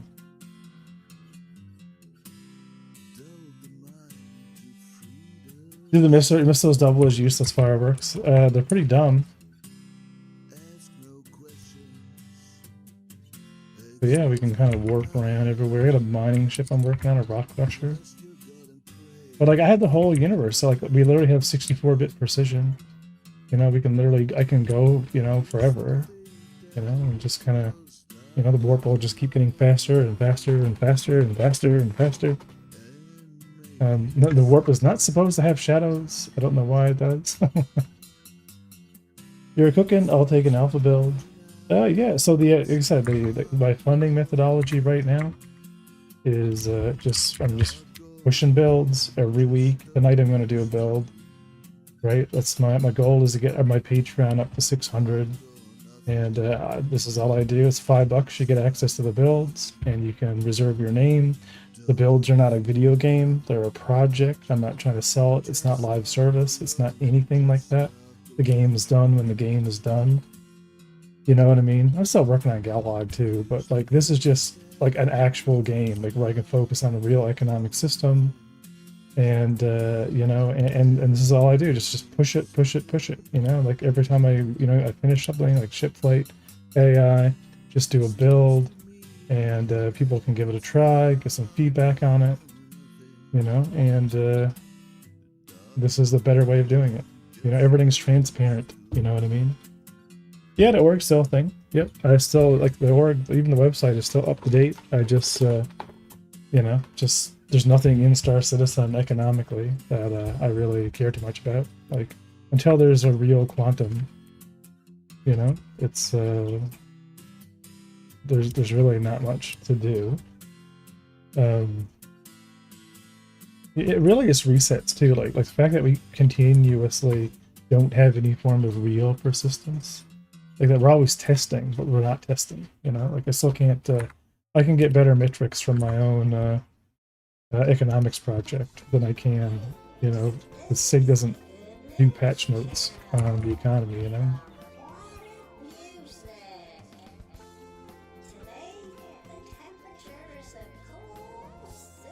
Right, I remade. What is that background? I'll check this out. So here we have 1,000 NPCs, and all 1,000 of these NPCs are fully dynamic. So we have gas mining pockets spawning over here at a gas giant, and because there's a demand for gas mining, you know, like chips, they're slowly being born, and they're actually taking all this hydrogen, and they're actually bringing it over here to this refinery, and then slowly all of this is being refined into actual hydrogen, which is in demand at each of the stations. So all the white ships, which are trading ships, they're just moving around like hydrogen, and all the demands need it for each of the stations, like base demands. So because there is a pirate station here, so there's a pirate station right here, it's spawning in pirates to counteract the number of you know, the number of actual traders. So what's happening here is there's green salvage ships, red pirate ships, white trading ships. And what's happening is every time, you know, a pirate is born, they're actually going after one of the trading ships. And then when they hit the trading ship, they actually either roll the dice, they win or they lose. and and then they take the cargo. But what happens is, see the little blue guys? The blue guys are security ships, and the security ships are going after the pirate ships. And when they reach them, they either destroy the pirate or they themselves get destroyed. So the little salvage ships that are here are actually going after any ships that are dead, and they're taking all the cargo and they're moving it back to the nearest port. So what you have here is like, if a player goes to a trade port and they see a whole bunch of random shit, it's not actually random shit. It's actually systemic. Everything in the game is systemic, right? So as long as there's like an asteroid field, there'll be asteroid mining ships that are like refining those ores. As long as there's a random gas giant, right? It's and it's all designed to scale to always be only 1,000 NPCs. So that way I can knowing the story behind the dots makes them very interesting.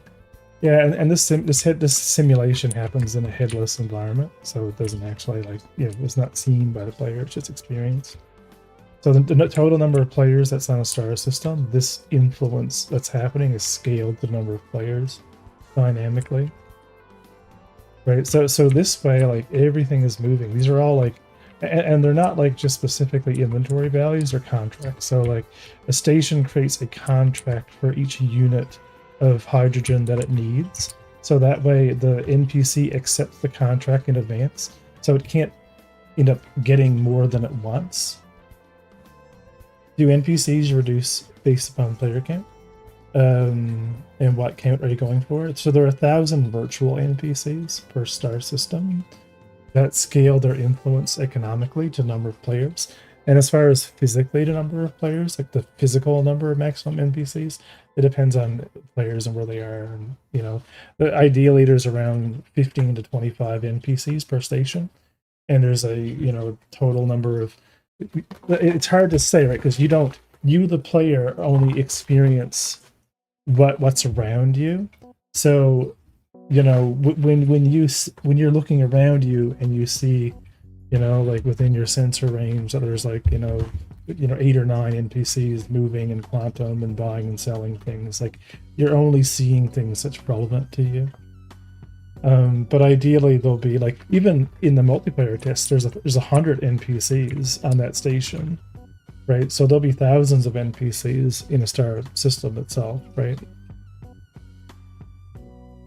But it only needs to create what the game needs.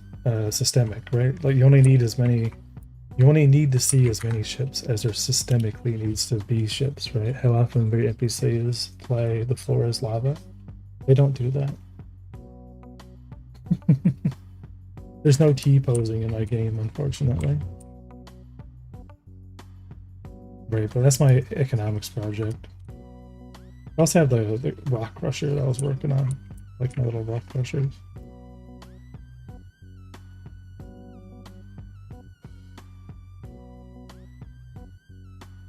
Yeah, Seagull is the rates the NPC floor is lava, exactly. Yeah, and T-posing. Yeah, it's their. But yeah, this is Unforgiven space, and it's pretty awesome. Right, like even like prisons. I have an economic mini game, Sergeant, for everything. Like for example, we have a prison system, right? The prison system itself is where you go if you're a bad boy, obviously.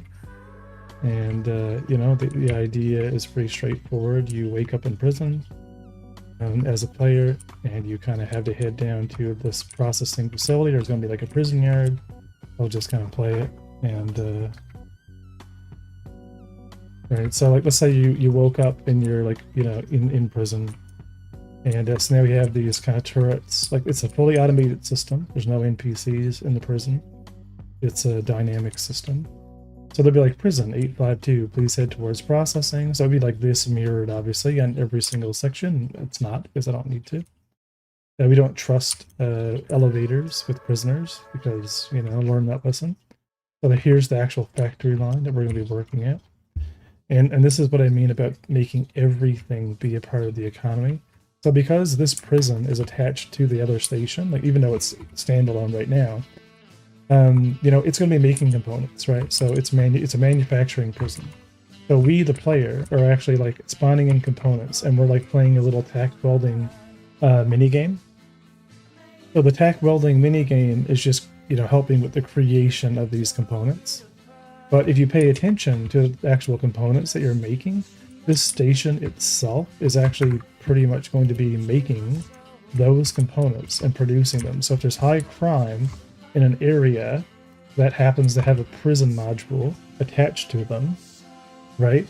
It's going to be, you know, buying, because of the, you know, production, it's going to be buying, you know, argon gas, you know, tons of different metals, you know, steel, ores, everything, you know, that we, you know, that the station needs. And because there's a high crime, and there's a high output in the factory, it's going to have the best price. So it's actually making those components. So if you go to the regular station that the prison module would be attached to, because the idea of Unforgiven Space, it's all different modules that make up different, you know, stations.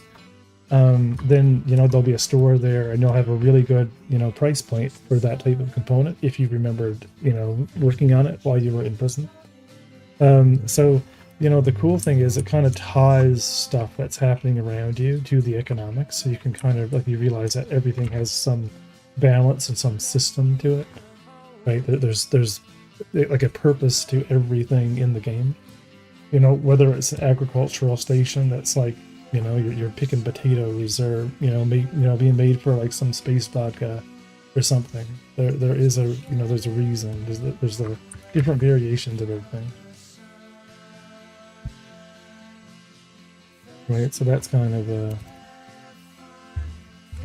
right, and we have like medical gameplay. Maybe there's a station. Maybe even interesting. There's a like here's a whole hospital module, and like every single part of this is like all fully, you know, modeled. Right, so like the medical gameplay is actually like, you know, going and rescuing NPCs, throwing them in a little bacta tank, and bringing them, you know, into surgery. Right, that's all you had to do. Variations of the prisons. So there'll be like an agricultural farm, and that agricultural farm will be a non-prison agricultural farm, just like there's non-prison factories. And what the variations do is just layer in all the prison stuff and prison components on top of a regular prefab, and change the lighting and stuff like that. So there can be a, you know, a prison version of a full agricultural module, which is the ones, the big domes and the big kind of like planting rows.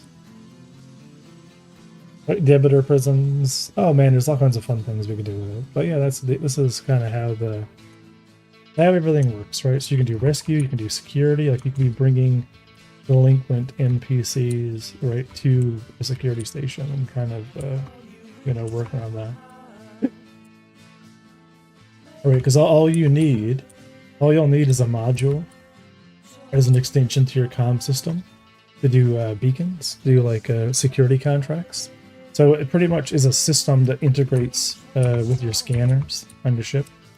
So like the scanners have to support it. So once you have like the comm system uplink, which kind of like puts you on the right channel, and you have the the module for your scanner, then you can like scan ships. And have you started the bounty boxes, pods? I'm not sure if I'm going to do it more like Han Solo-ish, or if I'm going to, but they're going to be like a 2x1, 1x1x2 meter cryopod type thing. So you stick them in there, and you know, like a, you know, smuggler style. And so you just, you know, you just when the NPCs in Ragdoll, you just throw them in there, and then they're locked in place, and you just kind of like, you know, like kind of move them like hover style into the ship. And it's the same thing with rescue, right? Rescue and bounties are like the same thing, if you really think about it. Anyway, so this is Unforgiven Space. This is right, my rendition of making something I think would be fun, and I hope it will be fun, and it can be played all now, anytime at all. There's a build, you know. Will you need to feed and water your bounties? No. No, I don't know. I think survival in my game, it's only going to be like stamina perks. Like there's perks to eating and drinking. You know, sleeping is the system of logging off. I don't think I'm going to make it super survival heavy.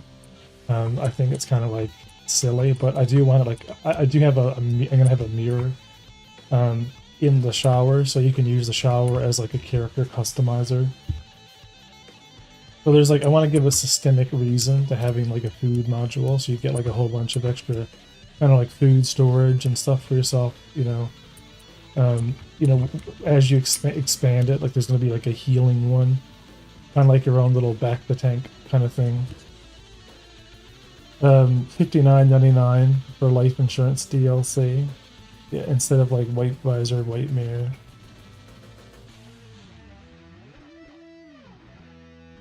Yeah, we charge $2 every time you wipe the visor.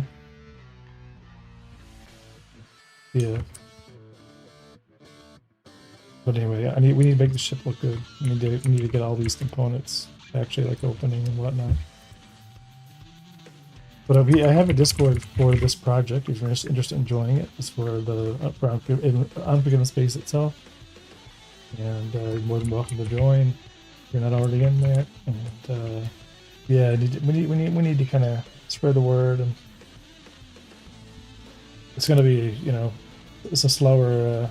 Oh, there's Emers. The master time. But anyway, I'm going to close it all out now, because that's what, get back to what we were doing, but it's nice to showcase it. We're just trying to come up with a different, like, landing strut system.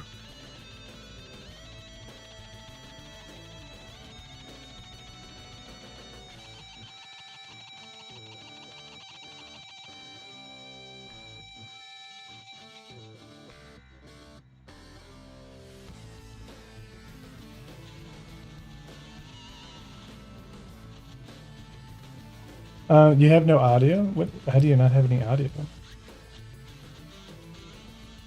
Was it just not talking at the time that you just showed up? Or do you just not have any audio on YouTube? I'm at work, so I have it turned off. Why are you telling me then if you can't hear me respond to you? The landing leg you're working on looks good. The landing leg I'm working on looks good. That wasn't working out. What do you mean?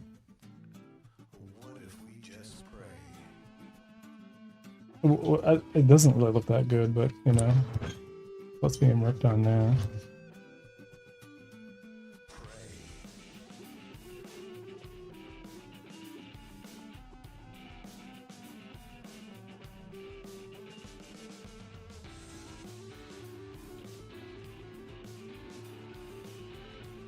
However, the rear ones are a bit weird deployed.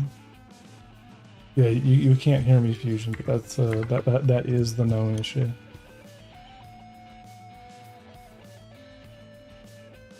That's the whole problem.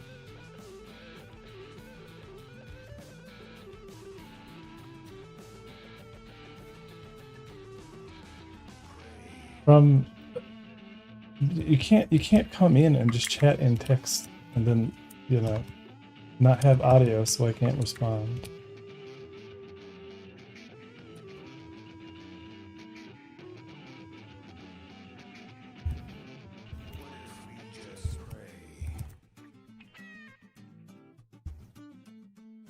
I can feel your mouth complaining.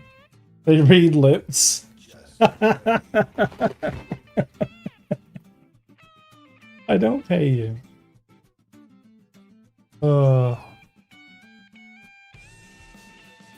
Fusion, you frustrate me. Anyway, that's what we're doing. We're redoing this. Because what I did was I extended all of this, right? So like this whole wall here has been extended so I can actually fix all these modules so that they actually fit in their 1 meter by 1 meter intended size scale. So like over here, right where the shower is, I had to like make it smaller But now I can go back in and fix it and make it, you know, doesn't clip through the ship anymore. Remember, gears need to pivot for uneven their pistons. They can do whatever they want. Yeah, thanks. I was gonna say we're getting paid here, but that's the issue, right? Is we need to hyper extend the ship when we're actually doing repairs, like on surface side. So we need like 2 meters from the pivot point, from the center of weight of repair. So that's fine, but I need to be able to extend, you know, this down to that level on both the front and the back to be able to do that.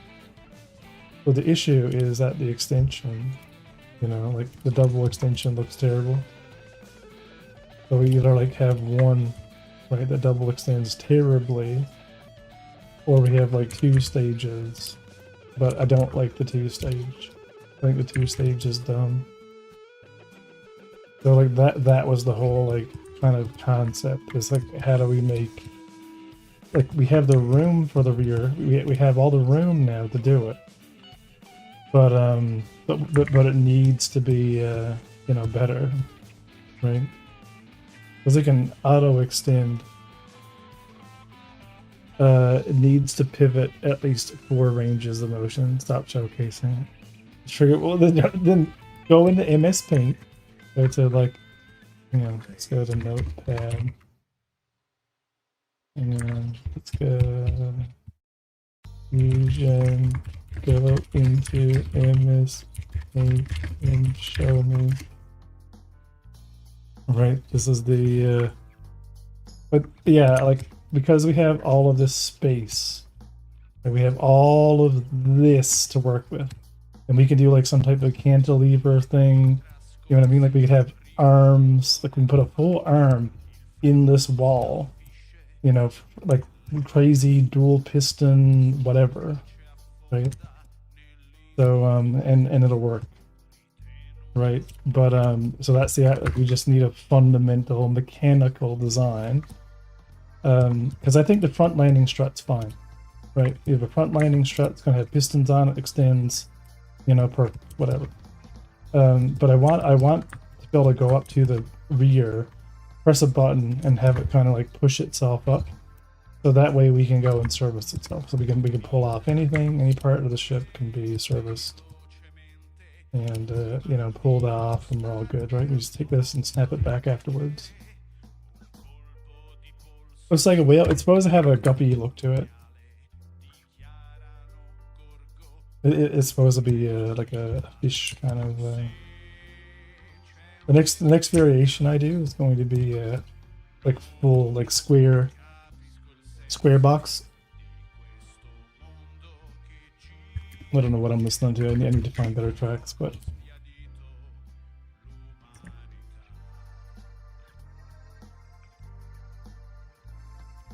there we go. But oh, and we need to get this working. We want to, you know, we want to just have the ship, you know, actually do what we want it to do,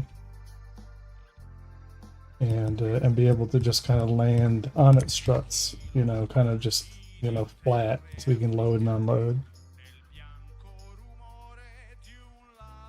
Is it like playing 2 music tracks at once or something? Let me pause music. No, it's all something in the music, whatever. Trying to build a just TARDIS. Guys, find me something on SoundCloud that we can listen to. Not terrible.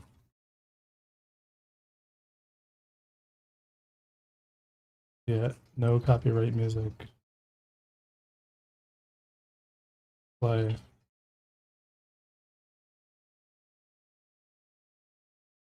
Not playing anything.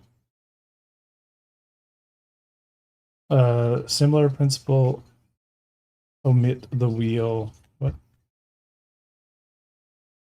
I think I'm just gonna go back and watch the Space Rock and just not have my VODs turned on.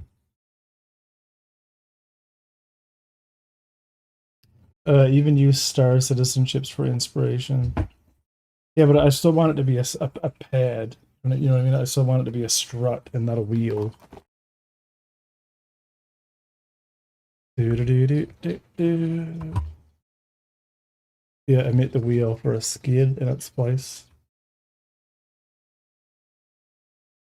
Yeah, I was looking at something similar to this earlier, just getting the mechanics working. Yeah, I think we're gonna switch over to my. It's not even playing. We're gonna go back to my normal music, and I'll just turn off the VODs if I have to, if it gets flagged. Mhm.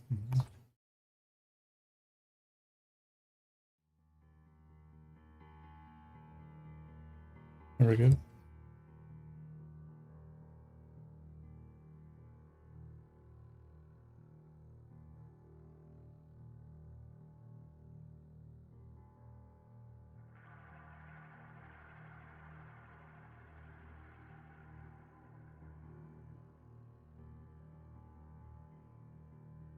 Could add foldable. Oh, so these engines here are VTOL, right? The maneuvering thrusters are electrical based, and all of the main engine stuff is VTOL.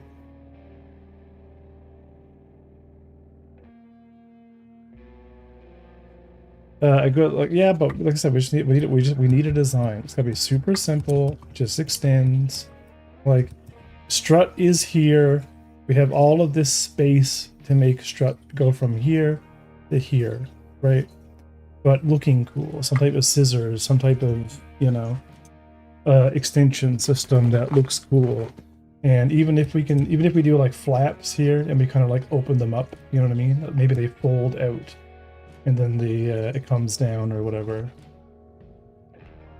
Shocks on top of shocks looks dreadful. It also disappears into the nowhere. Yeah, I know that. It's because it was just slapped together to bring it down to where I needed it to be. At mechanism, an at mechanism, at mechanism. What's the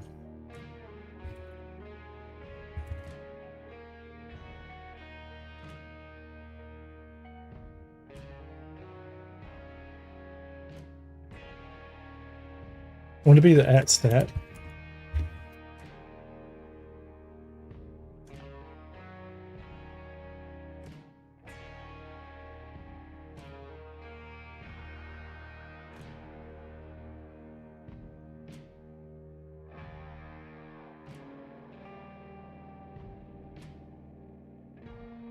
Is there one that has like hydraulics?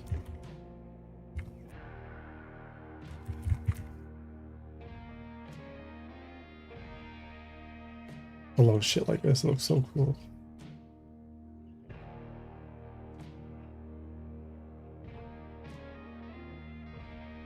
There's a skeleton one.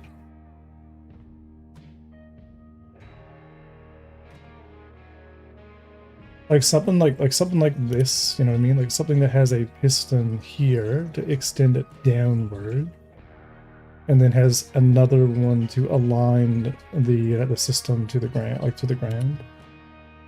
Like something like this in reverse, you know what I mean? Would be kind of cool. I'm sending this to you because I just need someone.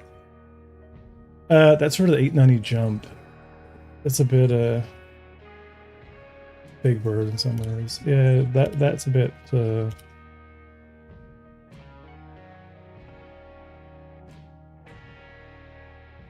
I can't really tell how that actually folds up.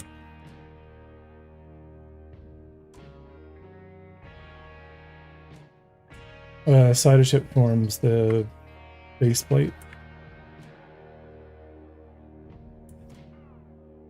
What is this thing?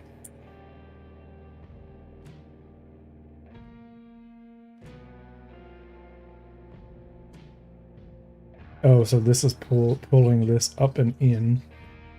And then when it's opened all the way, it can't compress any further because it's mechanically locked. Send me a screenshot of the side of the ship.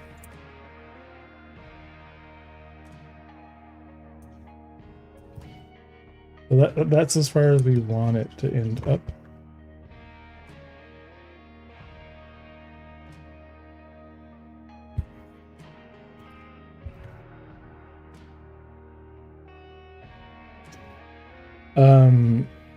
Tigo Toys. What is that? Hang on.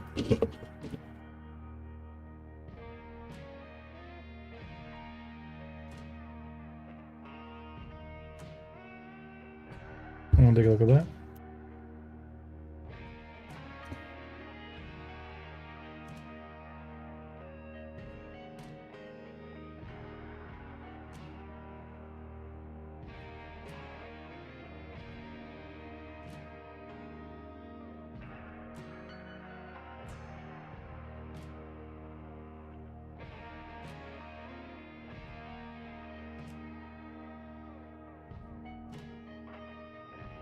With an angle 45 degrees, in what direction?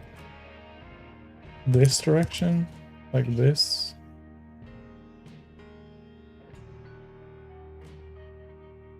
Maybe this then?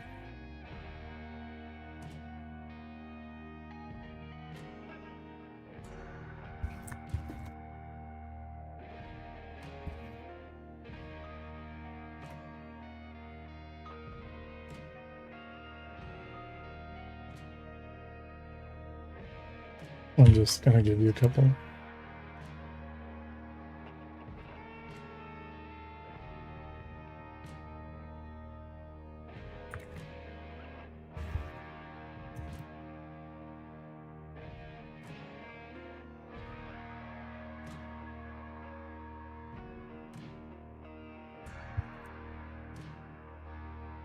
Okay.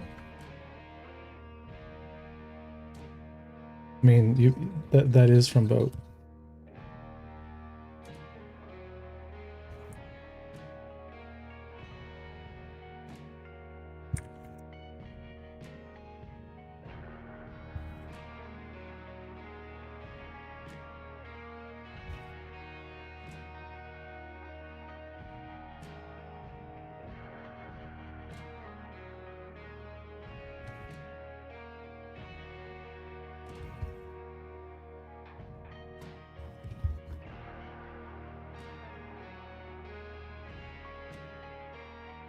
What is this spaceship?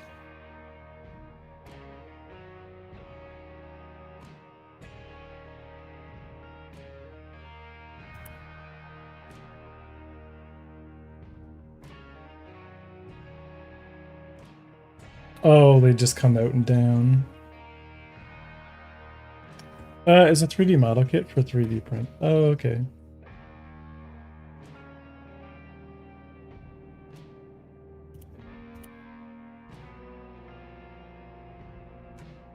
Looks awesome.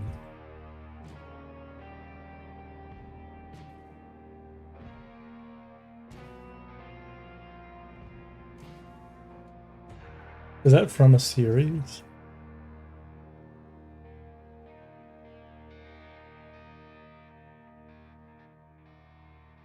What universe is this from? What's Memory Gamma?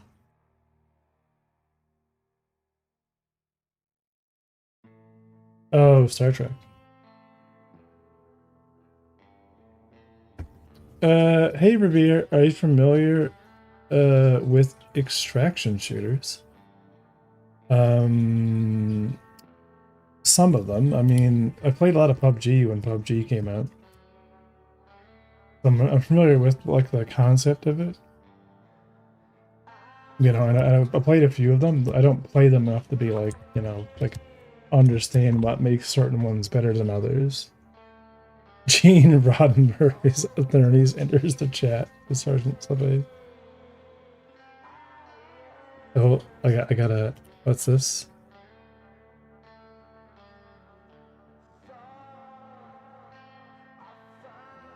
What fusion? What?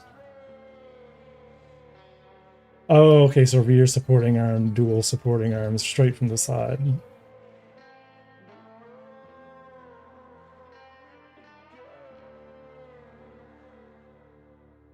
Um. Similar scissor design. Yeah, gotcha. Because I don't know if breaking open the side will look too cool. But it would be more structurally stable. What was another smaller ship? What's the rear of the 300i like? I think that one. No, I think the 300i has racing wheels though. I'm a developer of a space-based biopunk extraction shooter. Seeing as you're making one, could you review the initial design concept? I'm used to deving large multiplayer games, but this will be the first space one. Oh yeah, sure. Yeah, that'd be cool. Yeah, jump on our the Discord, Grimmers. It's unforgivenspace.com/Discord. And yeah, you can share some of your work and concepts there. Yeah, a space looter shooter would be great.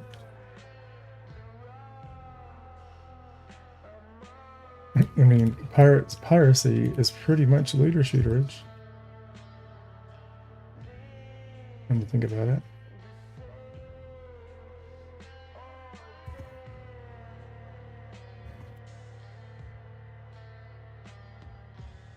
Yeah, so that might work, Fusion, but I'll need to play around with how I want them to extend. Right, because we could like kind of make a I don't know, like a little kind of bowl, kind of like on the side here, like here and here. You either kind of like open it up like this way and kind of extend the whole thing out. Like we have all of the space in the world from the left side. It depends on mechanically how much room it takes up.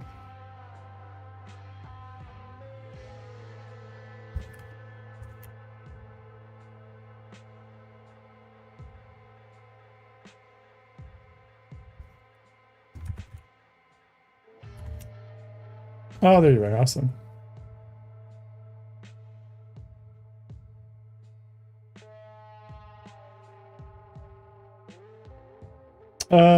The rear is boring compared to the front. Yeah, you need to break the flat surface.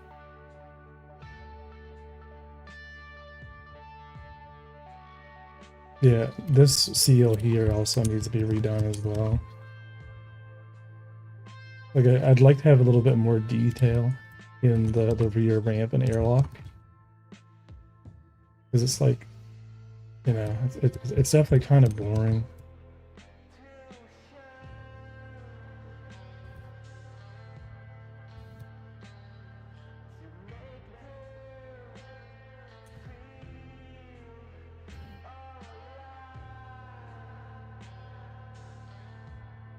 Adding a volume will look cool. Adding a volume? In what regard? Oh, that's your post on bond? How are you doing with that HRAM mouse?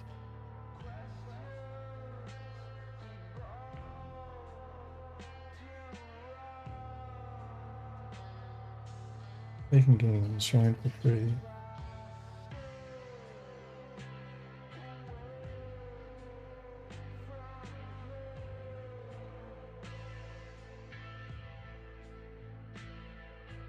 Cool, so this is just kind of starting.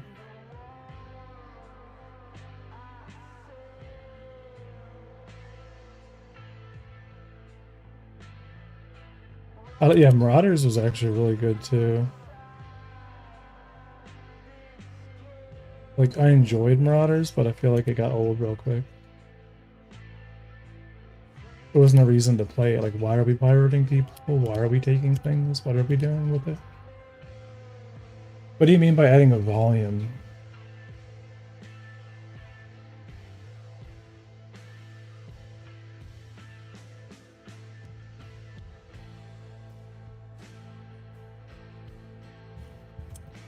Volume in what regard? Because volume to me is like volumetric lighting.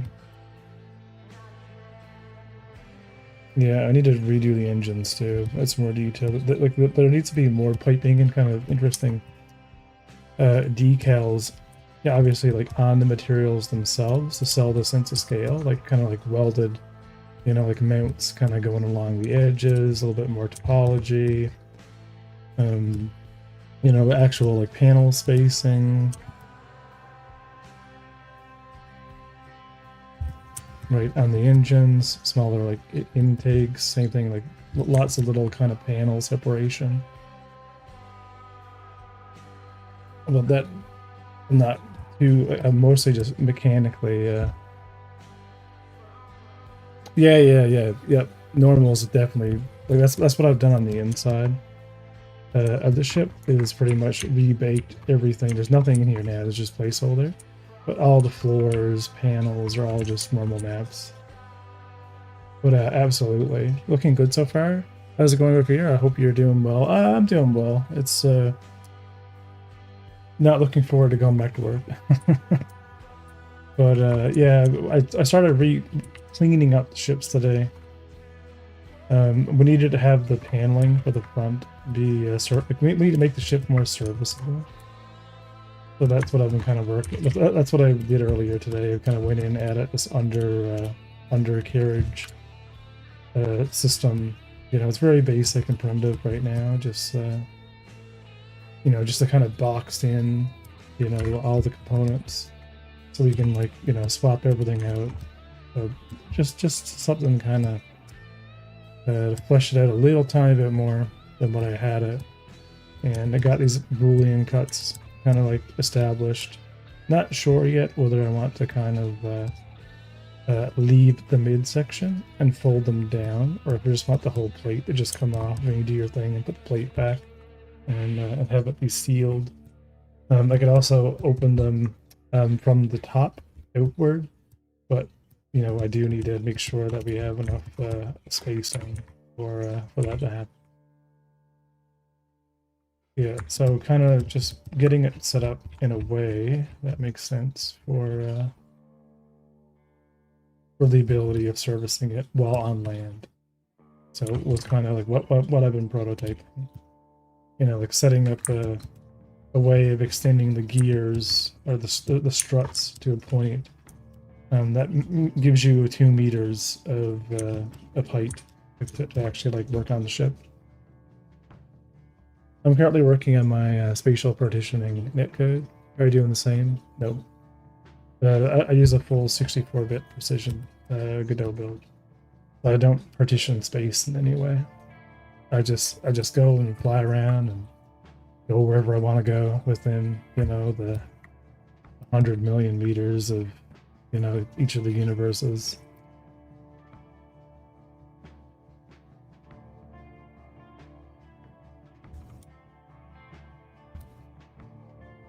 We won't talk about all that. That Unity was so restrictive when we were doing it. Like, you know, physics itself was 32-bit, the positioning 32-bit. We end up creating this floating origin system to try to like create, you know, this dynamic stacked system, you know, for like scaling out the universe for netcode. And you know, this ended up being, you know, pretty much great, but there's a lot of like weird edge cases. So I'm hoping to just not have to worry about that, and which I really don't. Even in the test build, I can just kind of fly around wherever, you know, stream in and out whatever assets that I need, and not have to go through this monotonous nature that I've had to deal with in the past.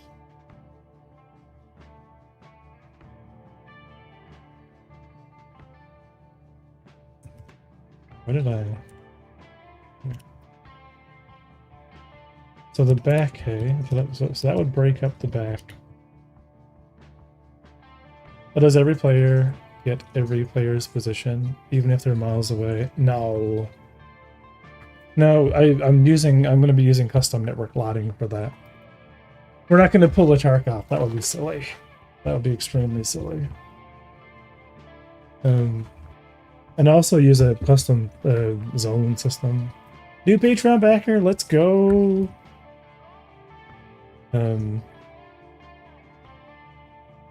Yeah. What did you join at, Slippy? I'm going to get you to test something.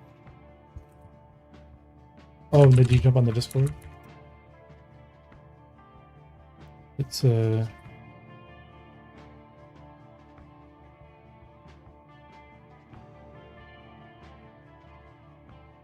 it's been good. Hell yeah, that's perfect. That's awesome.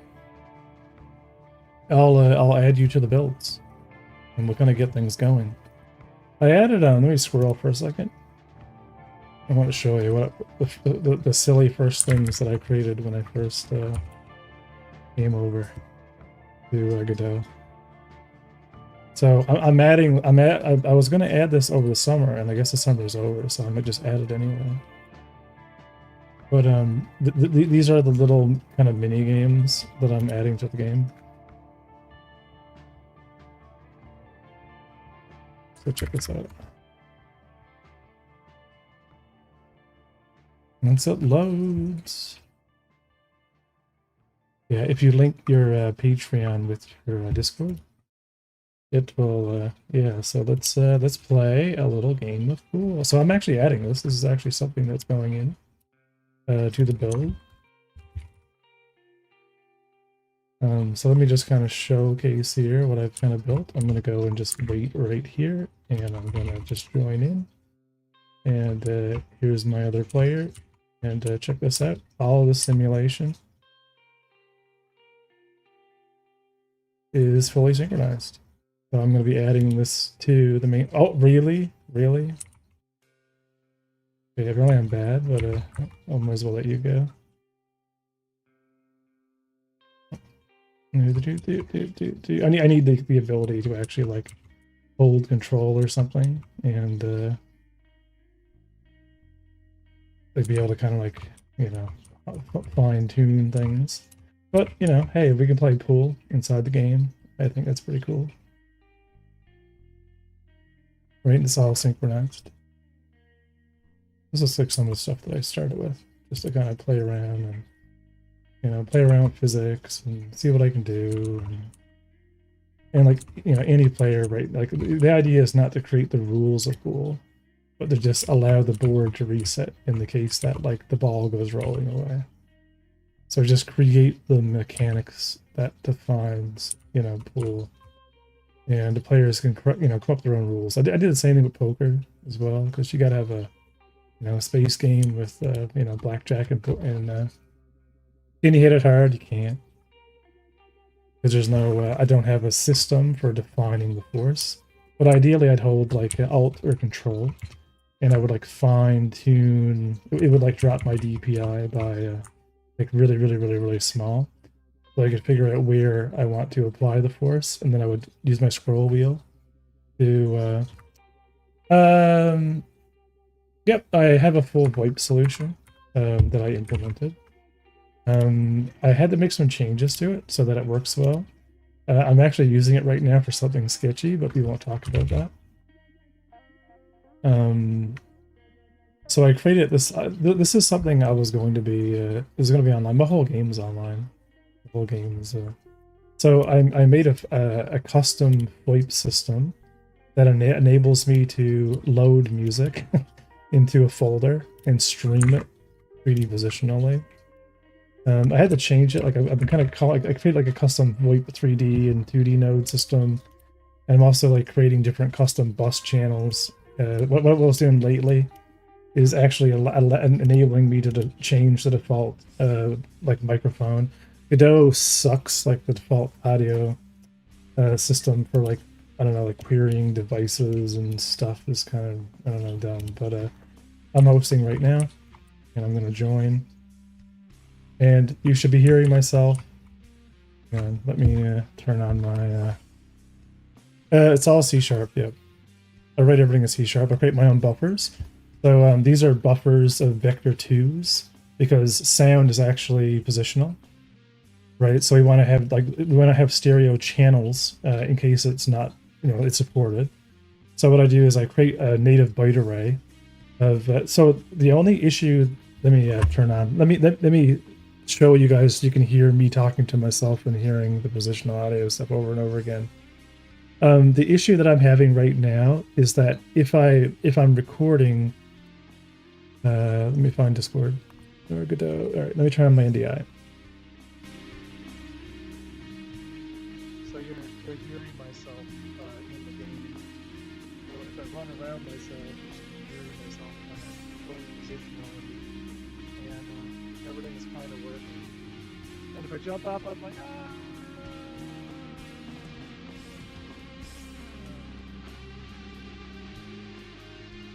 The issue that I have with my implementation currently for FOIP, when I'm synchronizing and sending the data, so I have a compression utility system that I wrote. So this is like monolithic net audio using just standard system IO compression. Is when so we're using just gzip right now. There's different types of streams. Gzip seems fine with the fastest compression level.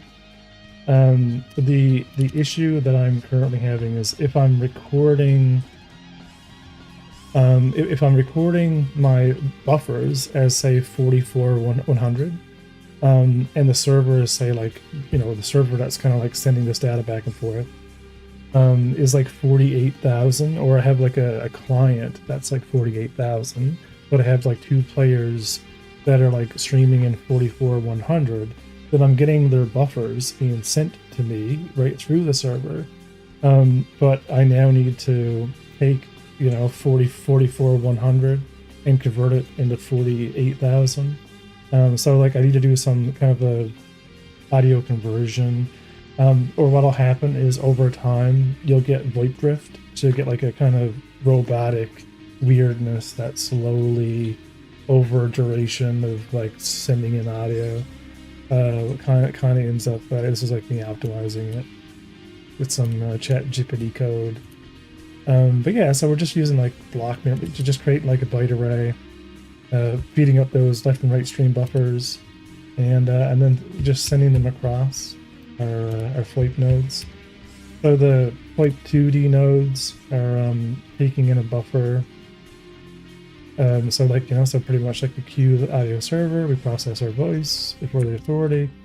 We're pretty much creating our buffer depending on the number of frames that are available, and we're checking the length of that data.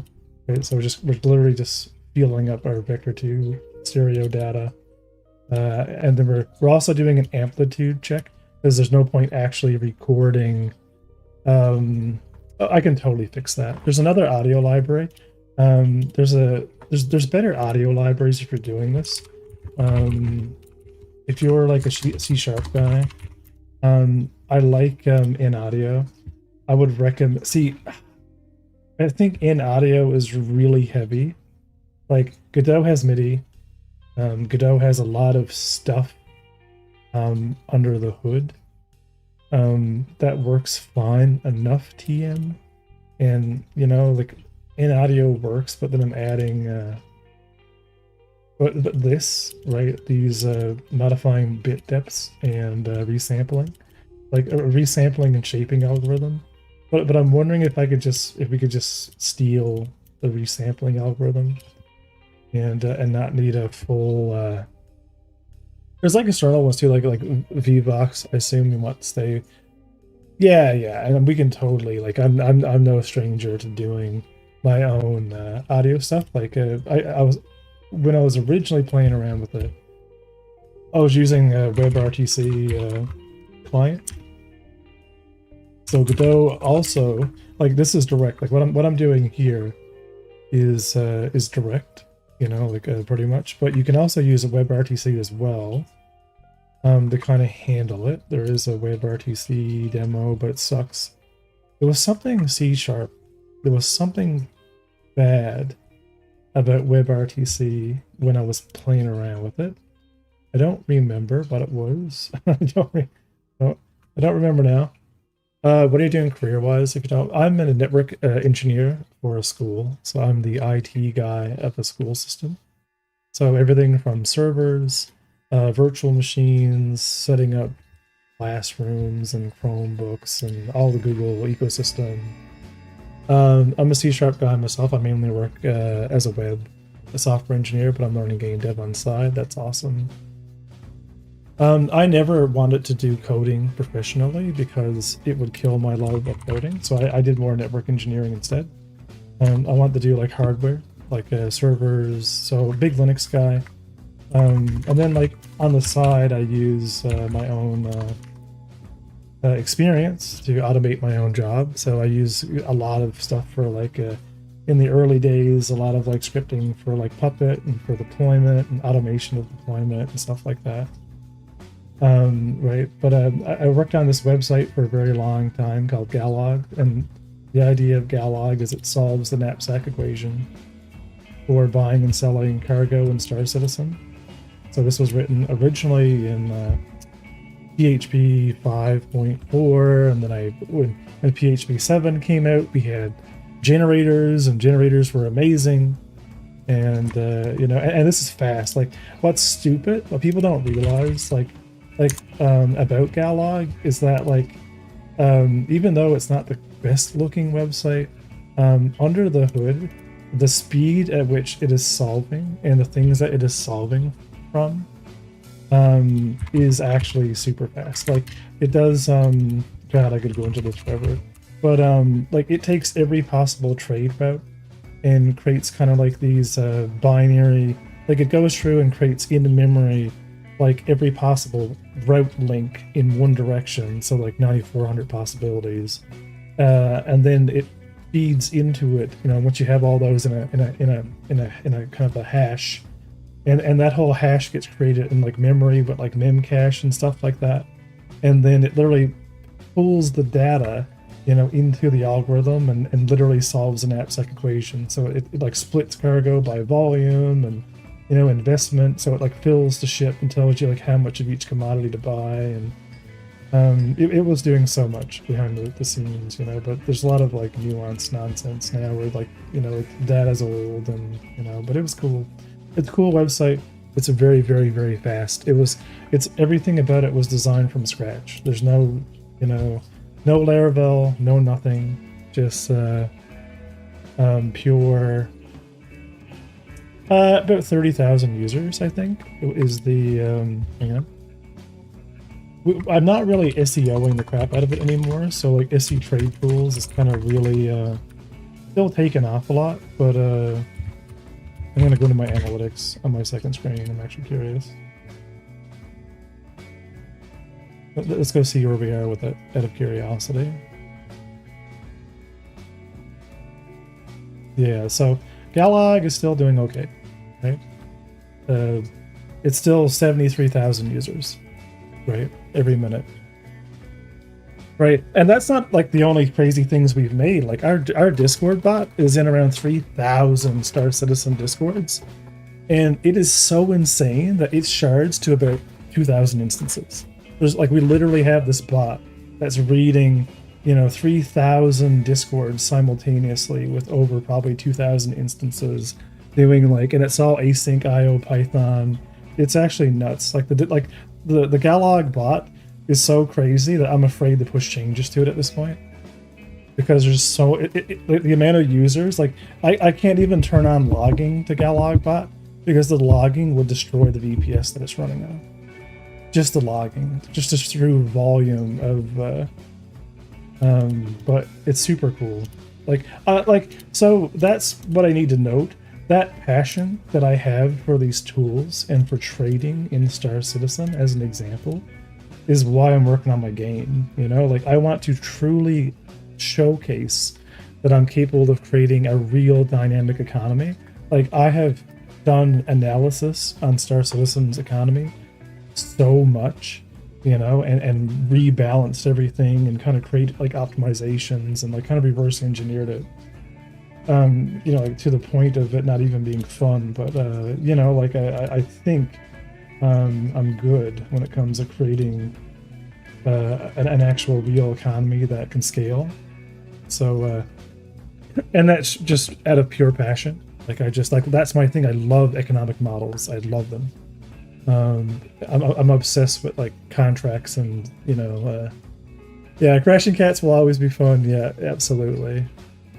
Yeah, the time DP went rogue. The whole situation with Jeff. Oh, remember all the. I miss when the game was super active. I miss when we were super active, but like, I don't know, man. It's he's fun, but they need to figure out what they're doing. What were we doing? Oh yeah. So VoIP, right? VoIP. I want to get this turned into a package. But I need to because I even I was even doing like the resources, like saving and loading all the input data, and like say like I want to really make this an extension that I can just yeah, 'cause, like we would break the economy in Star Citizen. We would we'd have like 20 caterpillars. Like we were crazy. Our org, you know what I mean? Like my obsession with automating trade in Star Citizen was a bit kind of nuts, really. Yeah, and I think like if we get access, yeah, I think what I could do is I could use oh my god, what's it called? It's the library for doing Indianness in C#. But I think we could build like structs or build a system, because I think like the issue is like we don't have access to native packed arrays. Like we don't really have a true pack array. Like if we can make these buffers be a little bit lighter and not be like a list. Was I using it like, you know, because there is a wrapper for Godot's native array class, the array of floats for the receive buffer. I don't know. It just needs to be optimized.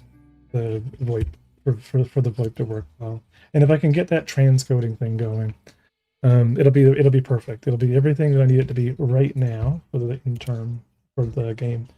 Because it's important that you mention that, Crimmers, because in Unforgiven space, like I actually have it designed so that the distance away from the comm array you go, the more staticky and the more the effects that are added to the effects buffer of the actual chat are influenced. So like I'm literally going to be like adding artificial delay and artificial lag as well as that CB radio effect to your ability to voice chat.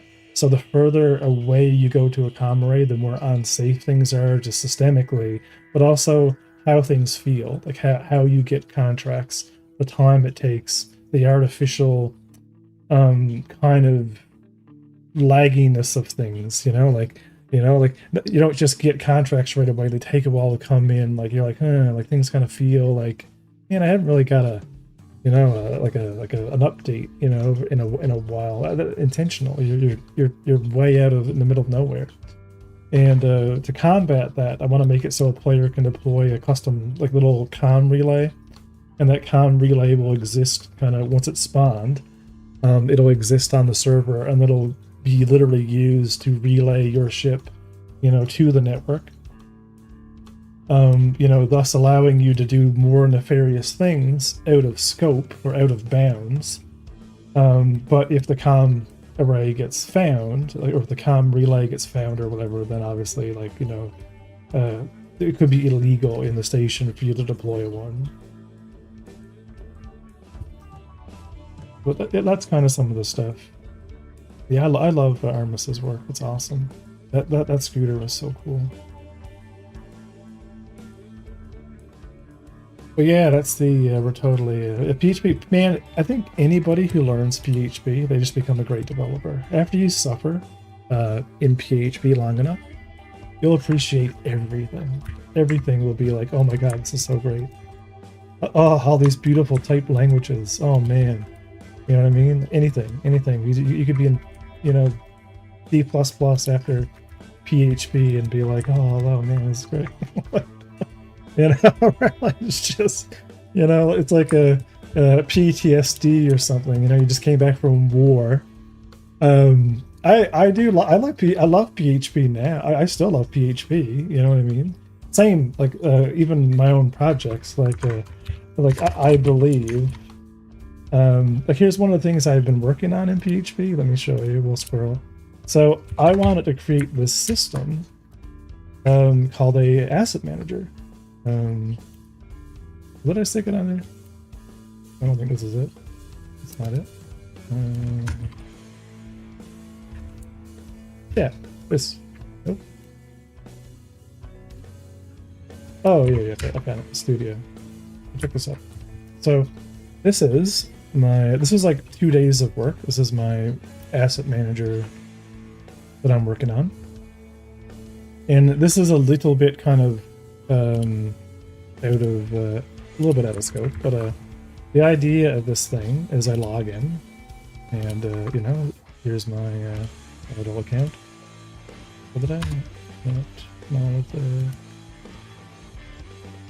Yep.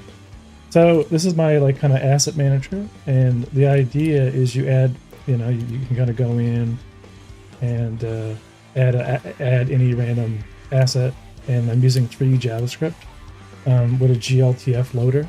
So the idea is I'm actually creating a wiki per se, but it's a wiki that works with game asset data and has a revision control system behind it. So the idea is I could just go in and add an asset, and obviously there's just placeholder or modal, but you just go in and kind of like upload a model and it gets added.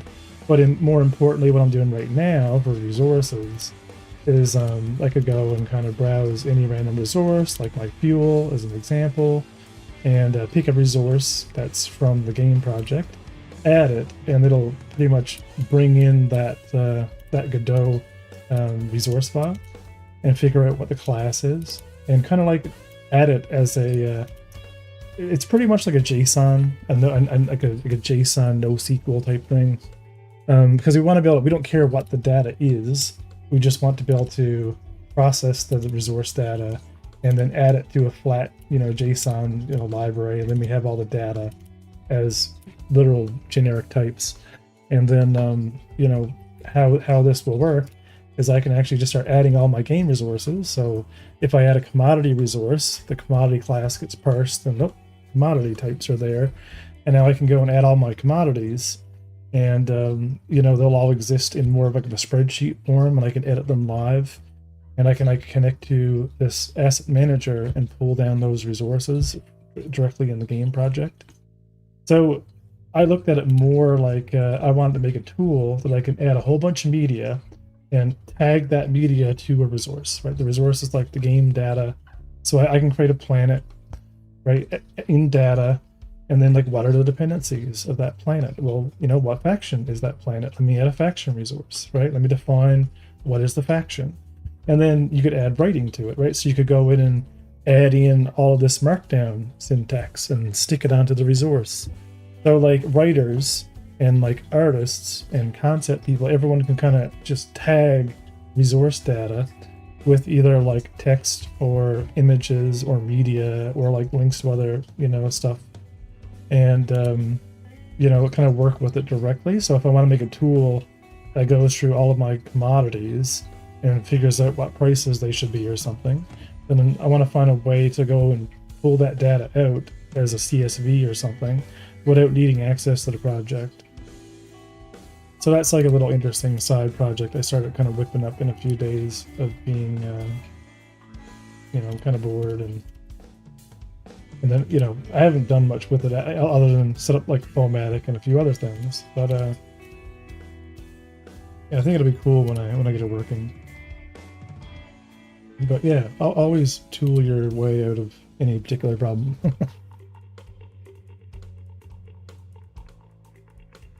But my point of that was to actually showcase some of the code for this stuff.